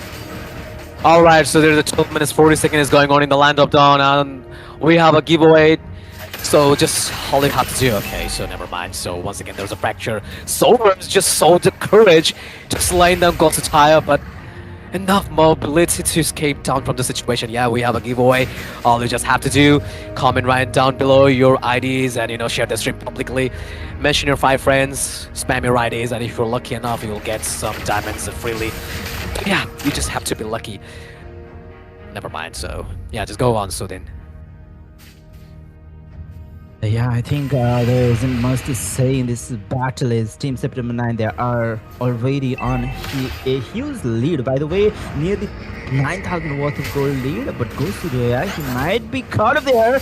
Oh, that was nice try, by the way, from Team Kingsman, but that was the perfect timing for Ghost Toya. He barely managed to escape from that gang onto him. And now the Team September 9 are with the Lord. This Lord might be very. Oh, the Detonized Welcome will be missing out from the Omega flow. Once again, I guess there is not enough intent from the side of Team Kingsman to take the fight. And if we have a look on the itemization, then nothing fancy is going on. Like totally, like out of the gold or even the itemization. If I just talk about the itemization, total Kingsman team is just out of item. If we just compare to September 9, they are just taking the upper hand. And like the whole scenario, if we just talk about the snowball or even the goal difference, every single thing is in the favor of the September 9. So I don't know like how they're going to give a comeback from the situation. They will definitely need a 4 or 5 maximum team fight win to give a trump card to the September 9. Otherwise, it won't be possible. Maybe this could be the last round for Kingsmen. Once again, they're giving a hell of a chance. Carmela in the right position. Simba just trying to soak up some damage from the front lane. And here we go. And Moscow calls in, trying hard to slay the Lord. And he has definitely hit it very nicely. And in the mid lane, Minion is coming on, Minion is on the way, and the Super Minion is coming from the top and the bar, and they are taking them, and obviously there's a Water Dryad. Once again, Revitalize has it popped up, Moskov immobilized, in the same time trying to back off. Patrick, Shran plays, once again there's a fight. Lilim see the kill of the Zaki, outnumber, if they lock the base, it will be all done for them. Team Kingsman. Right, but the minion is about to get taken down, so the team Superman won't be able to force it out. Goes to Toa with another fracture, but James will be surviving with that black. Towards our we can see Simba. He will be taken down. The Zohan please is getting traded back. Lilim takes the kill. Another wave of minion comes in. Goes to Toa, forces the game here. The Kozen will be falling down. Only Souls and Zizar remain to outnumber defend situation against the team Sigma 9, but the minion waves are way too less to in this game right now. The team Sigma 9, they have to fall back, or maybe another wave of minion. They will once again try to end this game. So looking low on SP. Zaze and Zaki, they are also getting huge source of damage. Another wave of minion approaches the base. They are locking into the base, and the fracture comes, and the backslash, and they have to fall back. It's already from the team. Kingsmen are already hit. They are chasing down the previous, and Tiz once again with that Tiz, he nearly got taken down from the counter for Lami Z. Like, if we have a look on the gold ranking right now, it's just Delamy. I guess Delamy taking the lead position with a 30.4k gold from his side as a marksman. And like in the very last moment, Kingsman forced them to retreat, and definitely they will go for the Lord. And this could be the very last run for Team Kingsman if they don't slay the Lord. Oh, alright, so I have seen the kill of Strong plays. Enough feed. Promise says six time dead, and Gaze is down. Also, the Melissa doing his job very perfectly, giving a hell of a chase to Zaki. Zaki once again will be victimized by the fracture. Once again, is Jackie slain down. Once again, once more fracture. But in the meantime, alright, so Mart already has it popped up. One single member from the side of... Okay, so there's 2 members left, and I guess this is the end. This could be the end for Team Kingsman.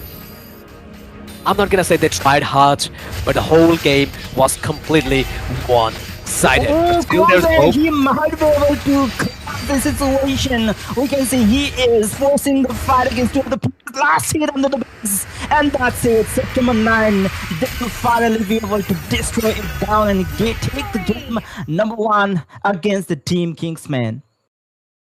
All right, that was one hell of a match between two teams, right? Eventually, our September 9th took this game, and maybe, hopefully, in the next round, our Kingsmen can, just return the kind of domination that our September 9 was showing, you know. So Walker, how what do you have to say about this round's match?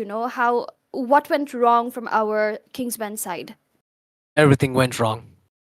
Everything went wrong from the very first beginning. Like the moment Sudin said, like Sudin explained the thing very nicely. The moment he said, like it won't be easy for it won't be that much easy for a Paquito player to utilize the moment as a Paquito. So that is the thing happened. A totally burst. Lots of comments is coming. Like it was a complete burst. They just completely burst out in the game. And from the very first beginning, like the first game, the two Nepali team, I told you guys there is nothing specific that I need to say. We need to say one-sided means that is one-sided. There is no such other things that we could say. There is no such other thing that we could say. Literally, there is nothing to say. The draft was not good enough. Maybe the draft was decent. You had Lilia, one of the most crucial mage, one of the most meta mage in the current meta, but that doesn't make any sense. That doesn't make any sense. Like from the very first beginning and the very late game, it was like quite one-sided. Nothing to say. One-sided, Yes. one-sided. All right. It happens. Sometimes it happens. You know, teams don't perform the way they usually do, but they still have the chances. And we can see at the game stats. Sudan, what do you have to say about this match? Yeah, in fact, Walker already, cleared the all of the things about this game. It was total domination from the team September 9. The team, I wasn't expecting that kind of domination with that combination of, the Carmilla and Zushin in the mid lane, and even the, Nolan. He is quite vulnerable against the invading type of composition with which Kingsman had. That glue, that Paquito and Lilia, they all are equally strong during the very early stage of the game. But I'm not sure how they messed up that thing, that only advantage the team Kingsmen had in their hand. They could have won their early game, and if anything went wrong, they had that Moscow who could, split pools and, take the game to the later stage of the game where they could have some hope into the game. But yeah, once they even played kind of in disciplined manner where they ignore the battle that was on their face. But yeah, most of the time they were forcing out the battle, or maybe it could be the team Supplement that forced out the battle because they had that Carmilla on their side. Definitely, definitely. But yes, we have our sandbag, Jackie Belleric from our Kingsman side with damage taken. How much is that? 1,99,000. And Darlami with goal per minute of 825 with damage per second 112. I think the damage that she dealt was definitely to the fullest in this round, I think. And also we have Carmilla Zisimba with 15 assists. Okay, all right. Do you think, Sudan, that our September 9 would have ended this match even quicker? This match was about around like 17, 18 minutes. So, do you think that they could have, ended it early? By the way, really great question. In fact, if we look at the lineup of the team, Kingsmen, they had that, Belleric and even Lilia, who are really good with the lane clearance. They can, counter engage if someone plays aggressively. So I think, yeah, because of those picks they held really great, and even Moscow with that piercing damage, he is also really good on the pushing side in on the minion clearing side. So yeah, that's the reason that I think Kingsman held on really great, and Team Supplement, they did really well, in fact, in terms of pushing. Before the first Lord reaches the base of the Team Kingsmen, they already had taken care of all of the holy defenses of the inhibitors of Team Kingsmen. But still, the Kingsmen, they were really good in terms of those lane clearance. All right, yes, and we can see the match highlights on our screen right now. Waka, what was your favorite highlight of this match, if may I ask? There is no favorite highlight. Like every single fight is taken down by the September 9. So every single fight they have took, they have just lost the fight. They just got bashed. They got burst out. They just went out from the fight. You know, like the if you just want to know, still if you want to know which fight was I felt good. You know, look Mhm. stunning. Then I would say definitely like in the one fight, maybe in the middle of the game the total Kingsmen, they just run away. They realize we're gonna lose the fight, and they just ran away. So that is the one single moment I feel that is something we should call fair because you know, like total team, the total September 9, they took a fight. They just took a damn fight against the Kingsmen. Mhm. Whatever Kingsmen did, whatever just they did, they just realized they backtracked. You know, like they're gonna bash very badly. They just left. They just left. They just failed the threat. They didn't initiate. They just left. So that is the best part that I could say. There is nothing suspicious or special to explain. Never mind. All right. So coming back to the giveaways that you guys must be, thinking about. Yes, the giveaways are still on, and you can check the pinned comment in. Yes, regarding that, I would be saying that you don't want to miss this chance, and not just the diamonds through the through just sharing this, but we also have the other one where we will be making videos, and like you will be, actually not we, but yes, we will have matches and the match highlights. And if one of your highlights, or let's say the moments that you captured, is like the stands out the most, that can also give you hell a lot of diamonds. So yes, there are a lot of ways. Keep checking on the social medias of MLBB Nepal and Bangladesh, and yes, don't miss out on it. Absolutely. So Sudan, I would like to ask you regarding our September 9's, the last match. What went really right for them, and what they can, take to this match as well? I think that was. I mean, I was questioning the Carmilla too much, but the key to the victory was even the Carmilla too, because of the a constant battle participation of Kingsmen. That Carmilla was being really good for them. They can see was able to zone out the damage dealer even when the Wrath of the Dread was coming in from. Jackie, Mm-hmm. there was the disengagement because with the curse of blood connected onto the backline, I don't Yeah. think they wanted to stay there to take those stuns, take those damages, and that's when the damage dealers of the Team Kingsmen they had to retreat back. Well, let's see what happens in the game. Number two, as the draft have already begun. Yes. We can see Guinevere, Selena, once again, some of the respect bans here on the side of Team Kingspan, and there we can see Atlas being banned, and once again they'll be forcing out the Paquito as their first pick. What are your takes on that, Walker?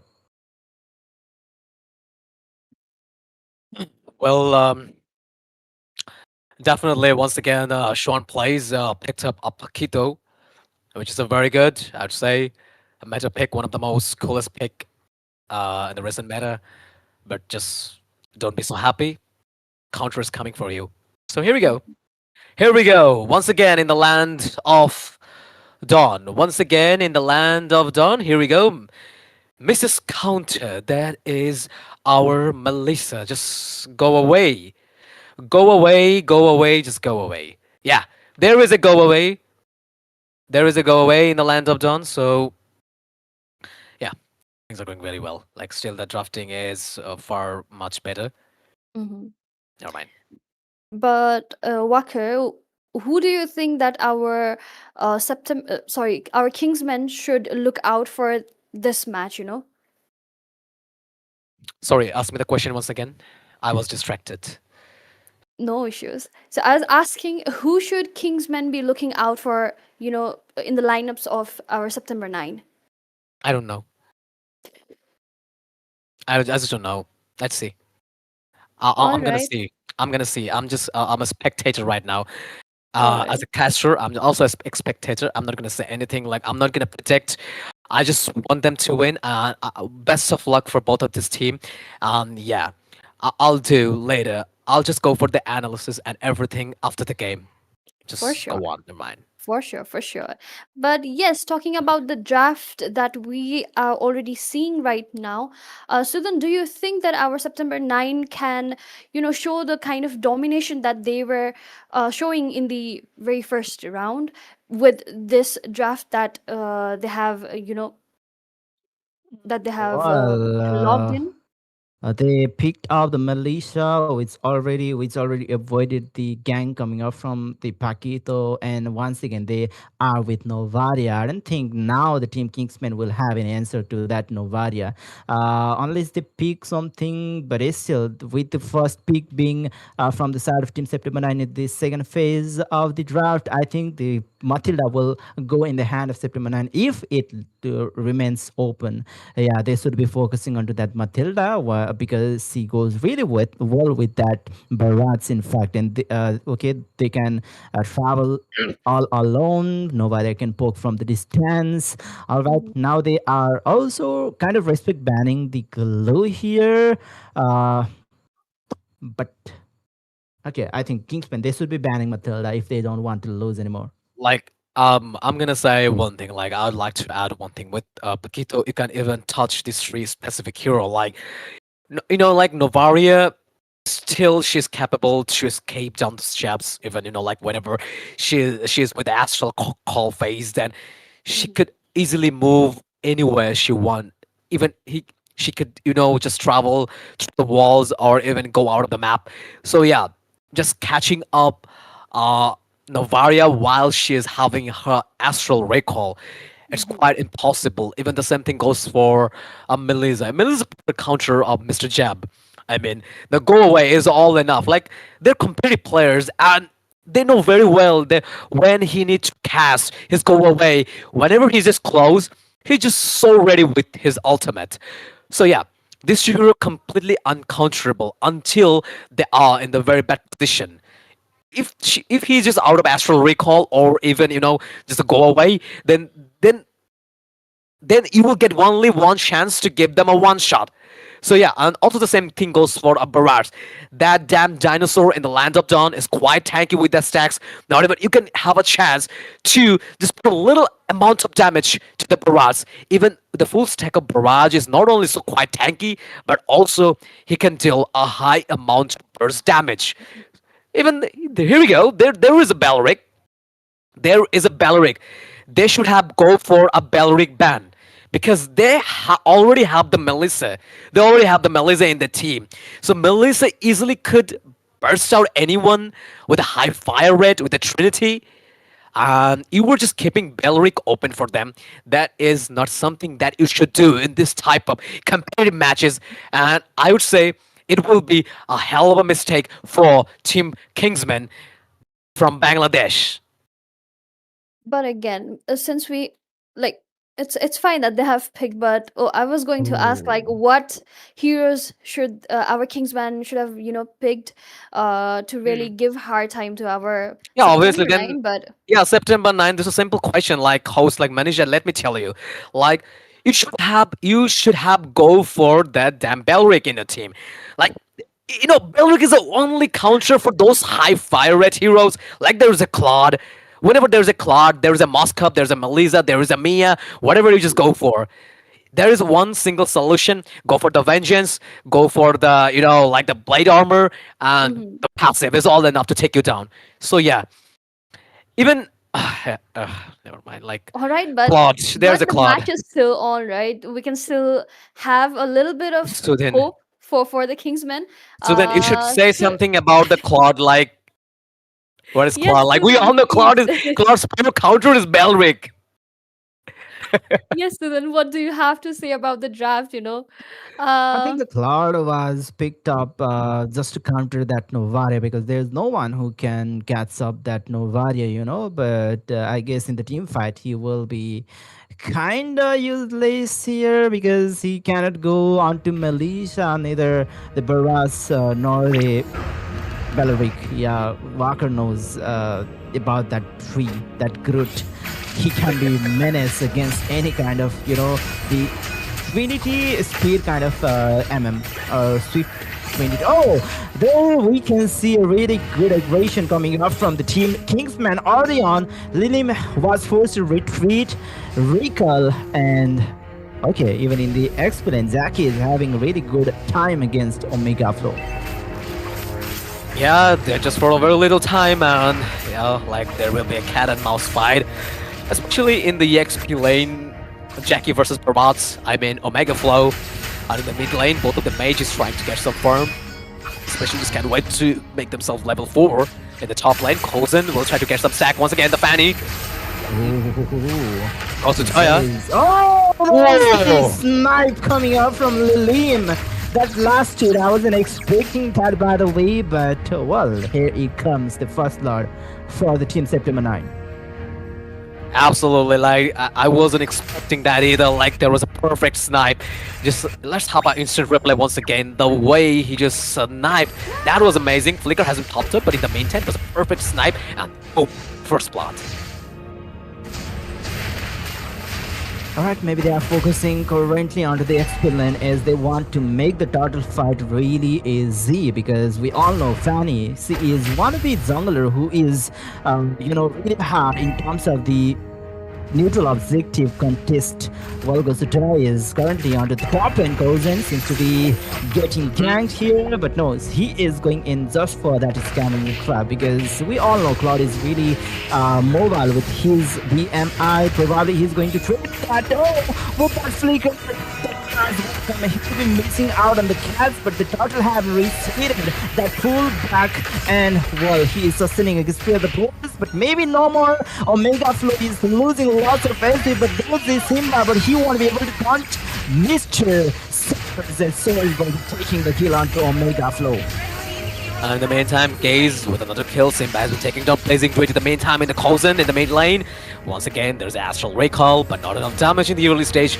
But Lil still having a very good time. And here in the Fanny's blue buff, they're just giving hell of a chance. Jackie once again, Secret the Turtle.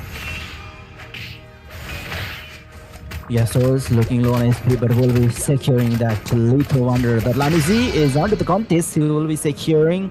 Alright, on the gold ranking, we can see so is on the top, but there is kind of a race going on. Okay, in few seconds, there's someone, and most of the players are nearly on equal terms, in terms of gold, and but in the damage, right? Okay, there we can see guy without the feet. Alright, so 2 kills away, 2 kills from the side of Kingsmen, taking the lead, and 9k gold for September 9, and also they're just 400 goals ahead than the September 9. Once again, they're there by fight, and Simba has been taken down by Soraj. And I'm feeling now they're just having a good time in this match. And I don't like Ghost Toy's moment as a Fanny, even I'm not seeing as kind of Pebble, never mind. Hold on! Blaze. He goes to take that. Ziggs is going for a aggressive play there with Flicker. Coulson will be trading back the keep. And yes, Goblin are getting a keep onto that Zonger. That's a very worthy trade from the Team Kingsmen. Absolutely, and there's the 4 kills for the side of Team Kingsmen, and once again, Belric might be in trouble. Simba with the stashes is coming on. Okay, so Omega Flow seeking the kill of Soraj, and it could be a threat for Team Kingsmen. Alright, so Wishing Lantern. Okay, so once again, trying to give a stash to Omega Flow, and right now, Uranus just trying to give a raid to the blue buff of Bunny. And if they just, give a hell of a raid to blow up, it will be a little bit troublesome from Fanny once again. There will be a fight, I guess, as Jackie's just trying to make a position. Astral Recall in the meantime, but miss it out. Here we go, the Retribution. Fanny managed to take the buff. Cut short, maybe not. Right before the turtle, they have to force out the Retribution. Really good pressure coming up from Zaki, and yeah, as a Uranus player is supposed to do. he is doing his job. Kozen once again will be winning that scavenger crab, slowly winning the some trades. Goes to Trail, looks low on SP. He doesn't have his retribution and he is low on SP. What are able to contest? But this is back on with the house of drag. As welcome Omega Flow, but not knockout comes in. Facing the fall. Omega Flow on SP with some zaps. So this is going in and then comes around. He gets taken down. 3 players hitting on. Goes to the and yeah, obviously Goes to won't be able to survive anymore. Lilim is getting targeted. Zaki onto Lilim, but Lilim, he won't be able to save the minions over there, and yeah, mid-lane T1, it won't be saved anymore.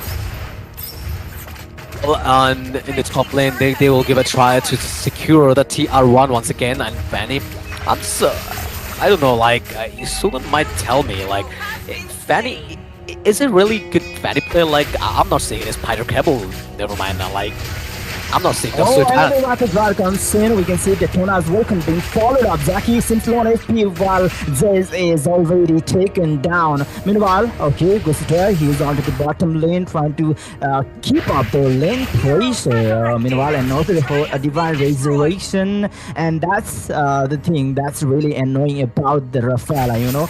You can take down the core players and he will be up in the land of Dawn and not second.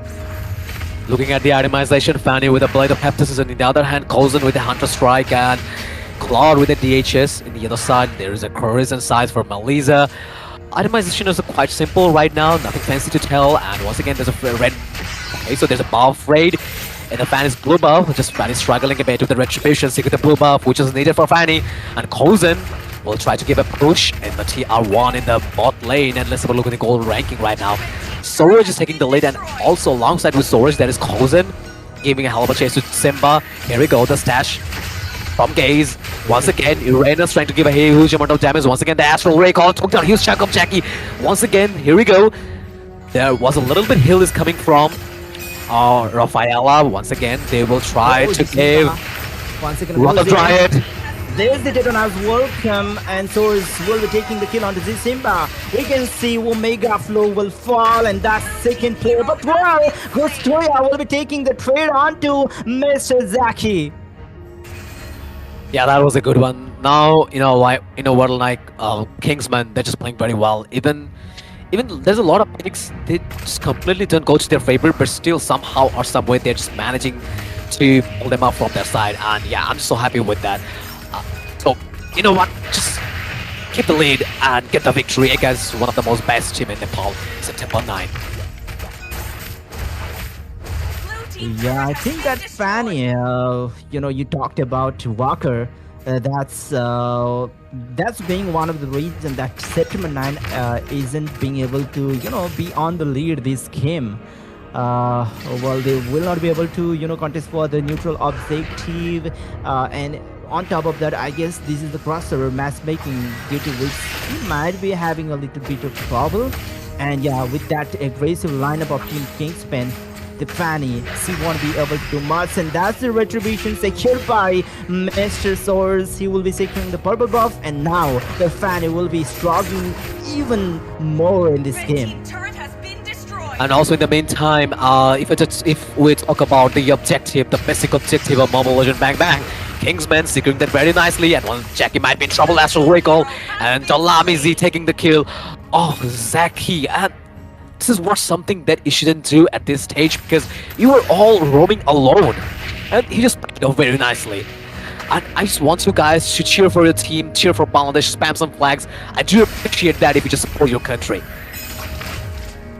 Simba all alone, but there we can see Lilim poking the damage. Ghostoya once again will be getting hit with that huge surge of damage. You know, the packet though, he will be hitting just like the truck. And are we about to see a lot dance here in the land of Dawn? And in the meantime, there's a Sea Halberd is coming from Ghostoya, Claude, Coulson. just putting his hand on the Lord. And in the meantime, Simba just trying to make a position. Here we go, the reveal from Novaria. And once again, there's a Wrath. I'm trying rising to it in the meantime. Omega Blow, see the kill of strong plays. So rest to go Simba. Dalami Z, see the kill of the gaze. And Goputaya also see the kill of Collard. It could be the opening for September 9, and it could be very bad for Team Kingsmen. And they will definitely take the Lord undoubtedly. Alright, Jackie will be zoned out already. So he's still looking for that contest for the Lord battle. He still knows that he is Bakito. He will be having that upper hand against any player in any time. But well, that the Lord will be melted down. And goes to Toya, secures it. There's still the outnumbered situation going on. And no, the Tetanus welcome, but it will be purified by Jackie.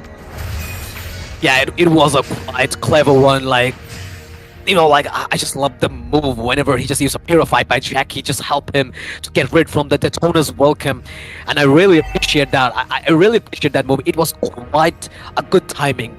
The timing was picture perfect. And have a look at the itemization. Claude with the Trinity, Melissa with the Trinity, and Fanny is just completely building up something which could easily work fine against one plays or even Jackie. Like there's a Sea Helper combined with the physical penetration. You know, like builds are quite tricky to counter. They just pick every single thing, whatever they need to beat on Kingsmen.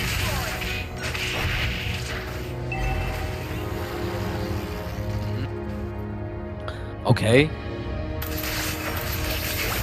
Alright, so here we go. The blazing twitch from Claude. Kozen with a very low HP. Here we go once again. There's a vision from Novaria. On okay, Wishing Lantern. Wrath of Dried in the meantime. Okay, so Zaki might be in trouble, and he is taken down by Simba. Once again, Terlamizi will try to give a good amount of damage against Team Kingsman. Yeah, at the moment we can see the Lord, first of all, Lord is, the first of all Lord have already been taken down. So second Lord is about to get spawned. Oh, I know this knight comes in, Kozen takes another huge surge of damage, but with the Swift Trinity build and the holy shielding coming up from Rafala, he won't be, in any trouble. Alright, that's the reason that the Rafala was kind of prioritized here against the Team September 9 is Novaria won't be be much of a trouble if they have that Rafala in their team. Divine Claim. Yes, in the meantime, Divine Claim and Jalami will try to give a push. No, never mind. He just retreats, changes his mind, and once again, Fanny trying to get the position, and Fanny is just perfectly sitting on the Fanny zone. And if they take a fight, they have to suffer. Like, just no matter what you just do, don't fight against the Fanny zone. Okay, so Holy Baptism, but unfortunately nobody home. Here we go, the fight. Fanny just giving a little bit, just slashes coming from Fanny. Control, but not enough damage. Goes to Taya, who will take the recall. Quite good initiate from September 9. They just retreat nicely, and the same thing goes for the Kingsmen. They fail the threat and retreat at the same time. Now the Lord is about to spawn, and looking at the map situation right now here against the Team September 9, Team Kingsman seems to be losing much of it. Only 3 inhibitors are remained. The other ways they won't be having that much of map access, and on top of that they have Rafala. Yeah, she can take the bruise with her Light of Retribution, but she won't be sustaining enough. Whenever she gets caught up, she'll get inside a burst down. Goes to try is going in. He will be able to force out some of the utilities. We can see Zaki will get melted down, but Lamizi takes the kill. Another knockout onto Z Simba will have to fully retreat with that. And another snipe little onto Zay. Oh my god. What was that? That was a hell of a nightmare for Gaze. Like, it was completely a one-shot with the Astral Recall, with the perfect stack. In the meantime, Toya take the Lord, is a 40-minute Lord, and if they play perfectly, it could be the end for the Kingsmen from Bangladesh.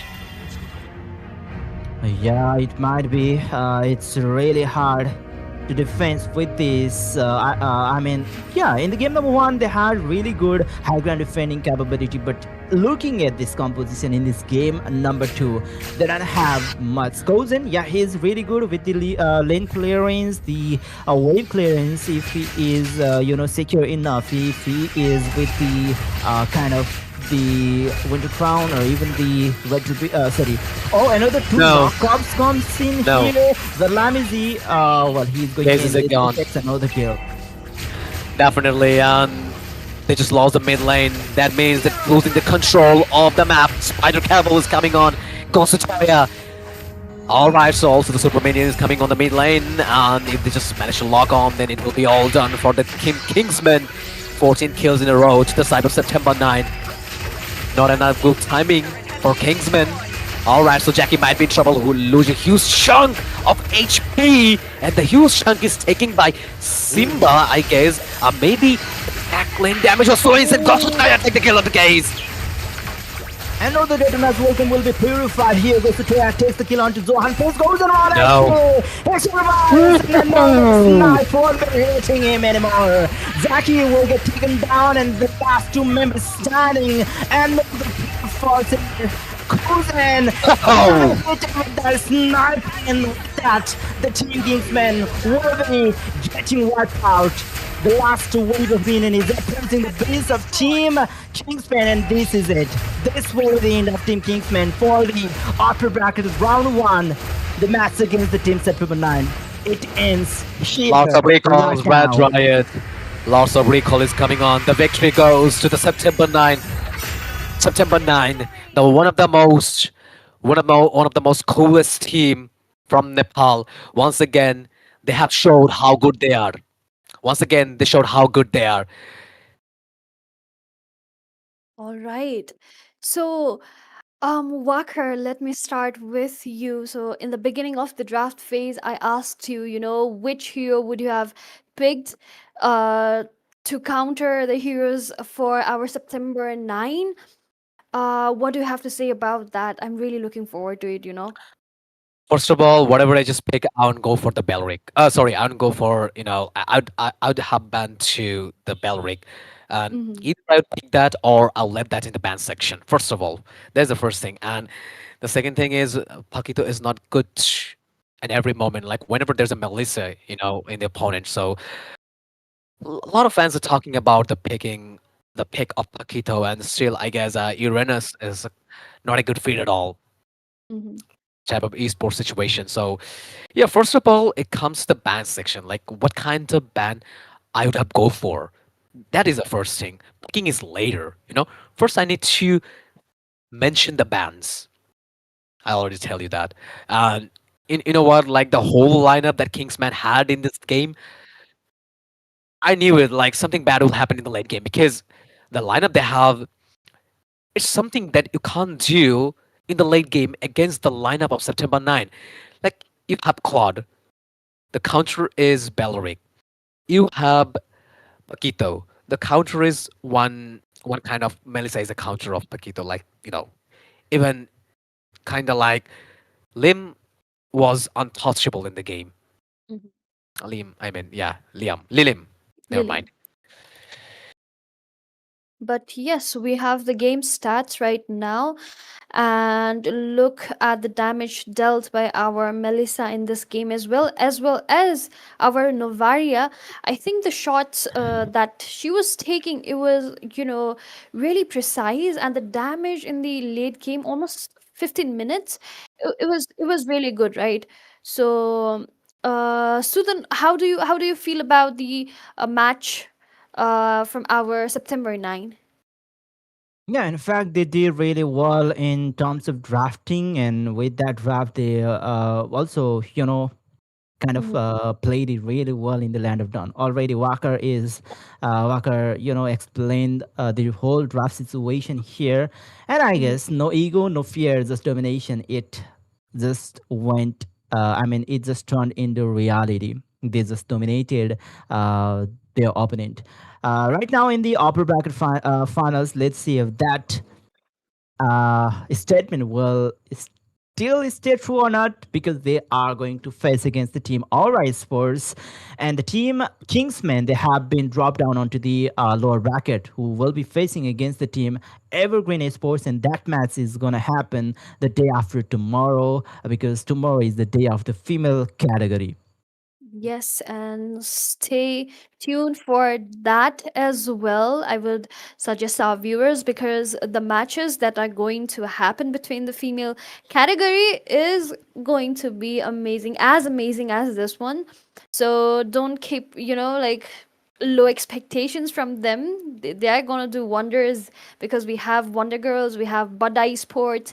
So yes, um talking about the giveaway again, let me remind you, you still have a chance to win 15K worth skins and 5K diamonds, as well as if you make a video, a highlight, a special moment from the matches, and upload it in your social media, tag our MLBB, Nepal, Bangladesh, you can get a chance to win up to, I think, 7,500 diamonds, or maybe even more. But yes, stay tuned for that as well. And don't forget to keep supporting us. And yes, any last things that our casters would like to say to our viewers? Well, I guess I would like to say, keep supporting the streams and tournaments, all of the tournaments, local tournaments, because that's how we are going to keep the balance in the ecosystem of the MLBB esports in the South Asia. So we have to boost it up. You have to like the stream. You have to keep the engagement going on. Yeah, share the stream, share the clips on the social media, so that you can give the boost on the ecosystem, or even win the giveaways, the contest which is going on right now. Yes, thank you so much, Sudan. And yes, any last words from our Walker? Well, as he just said, don't forget to support the community, or and even subscribe and follow every single socials of Mobile Legend Bang Bang. And yeah, you just must have to support the tournaments and whatever we're just bringing in to you guys. And yeah, that is the key. If things happens like this way, then obviously we could get back whatever we want. We could get our roadmap for the like the championship and whatever the qualifiers. If a lot of opportunity can come to this tournament. So yeah, so subscribe, follow every single social, share this stream with your friends, and there's a giveaway every day. So yeah, keep your eyes on. That's it. All right. We have said what we had to do, what we had to say. And with that, signing off, me, Manisha Mahoto, and with me, we have Caster, Sudan Shouts from Nepal, and Wakar Mahmood from Bangladesh. See you guys tomorrow. Bye bye.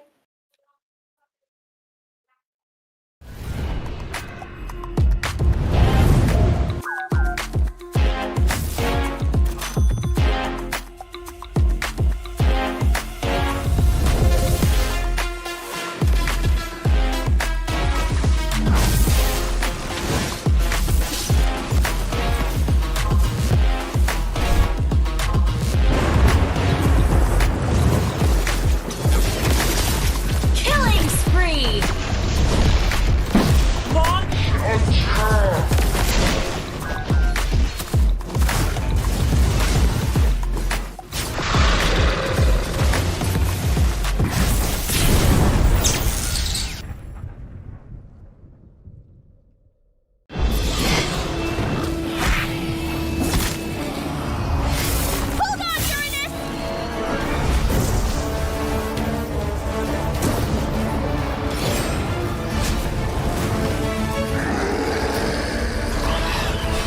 Pasha!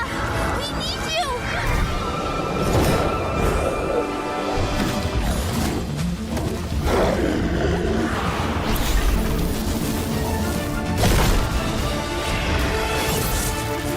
Divine judgment! Witness the power of pure lightning!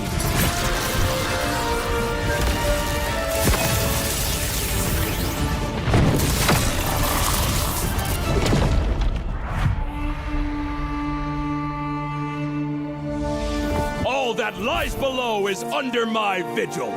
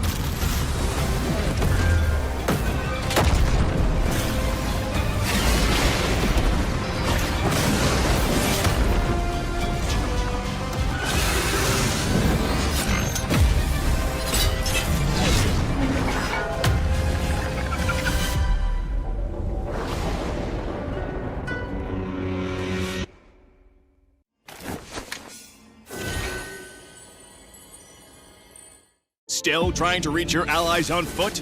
Still stuck navigating terrain when the fight's already over? From flightless bird to ruling the skies, the revamped Kaja can be summed up in 2 words: soar and lasso. Soar anywhere, lasso anyone.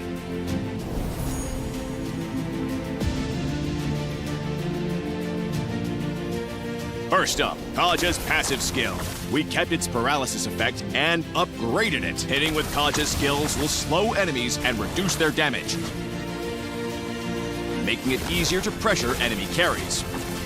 Moving on to his first skill, Kaja releases a ring of primal lightning, damaging enemies and healing himself. Scout pushes, recover HP, interrupt recalls. Kaja can now fly into the enemy jungle like a true fearless roamer. From a short dash to full flight, Kaja's second skill is a highlight of this revamp. Kaja dashes to the target area before entering the soaring state. While soaring, Kaja can fly over terrain and his basic attacks become AoE. In this state, his second skill's cooldown is shortened, and hitting an enemy hero with it reactivates his soaring state. So don't panic when a melee enemy is on you. Use the terrain to your advantage to block off pursuers. Kaja's ultimate received the biggest change, from solo gank to a setter's dream.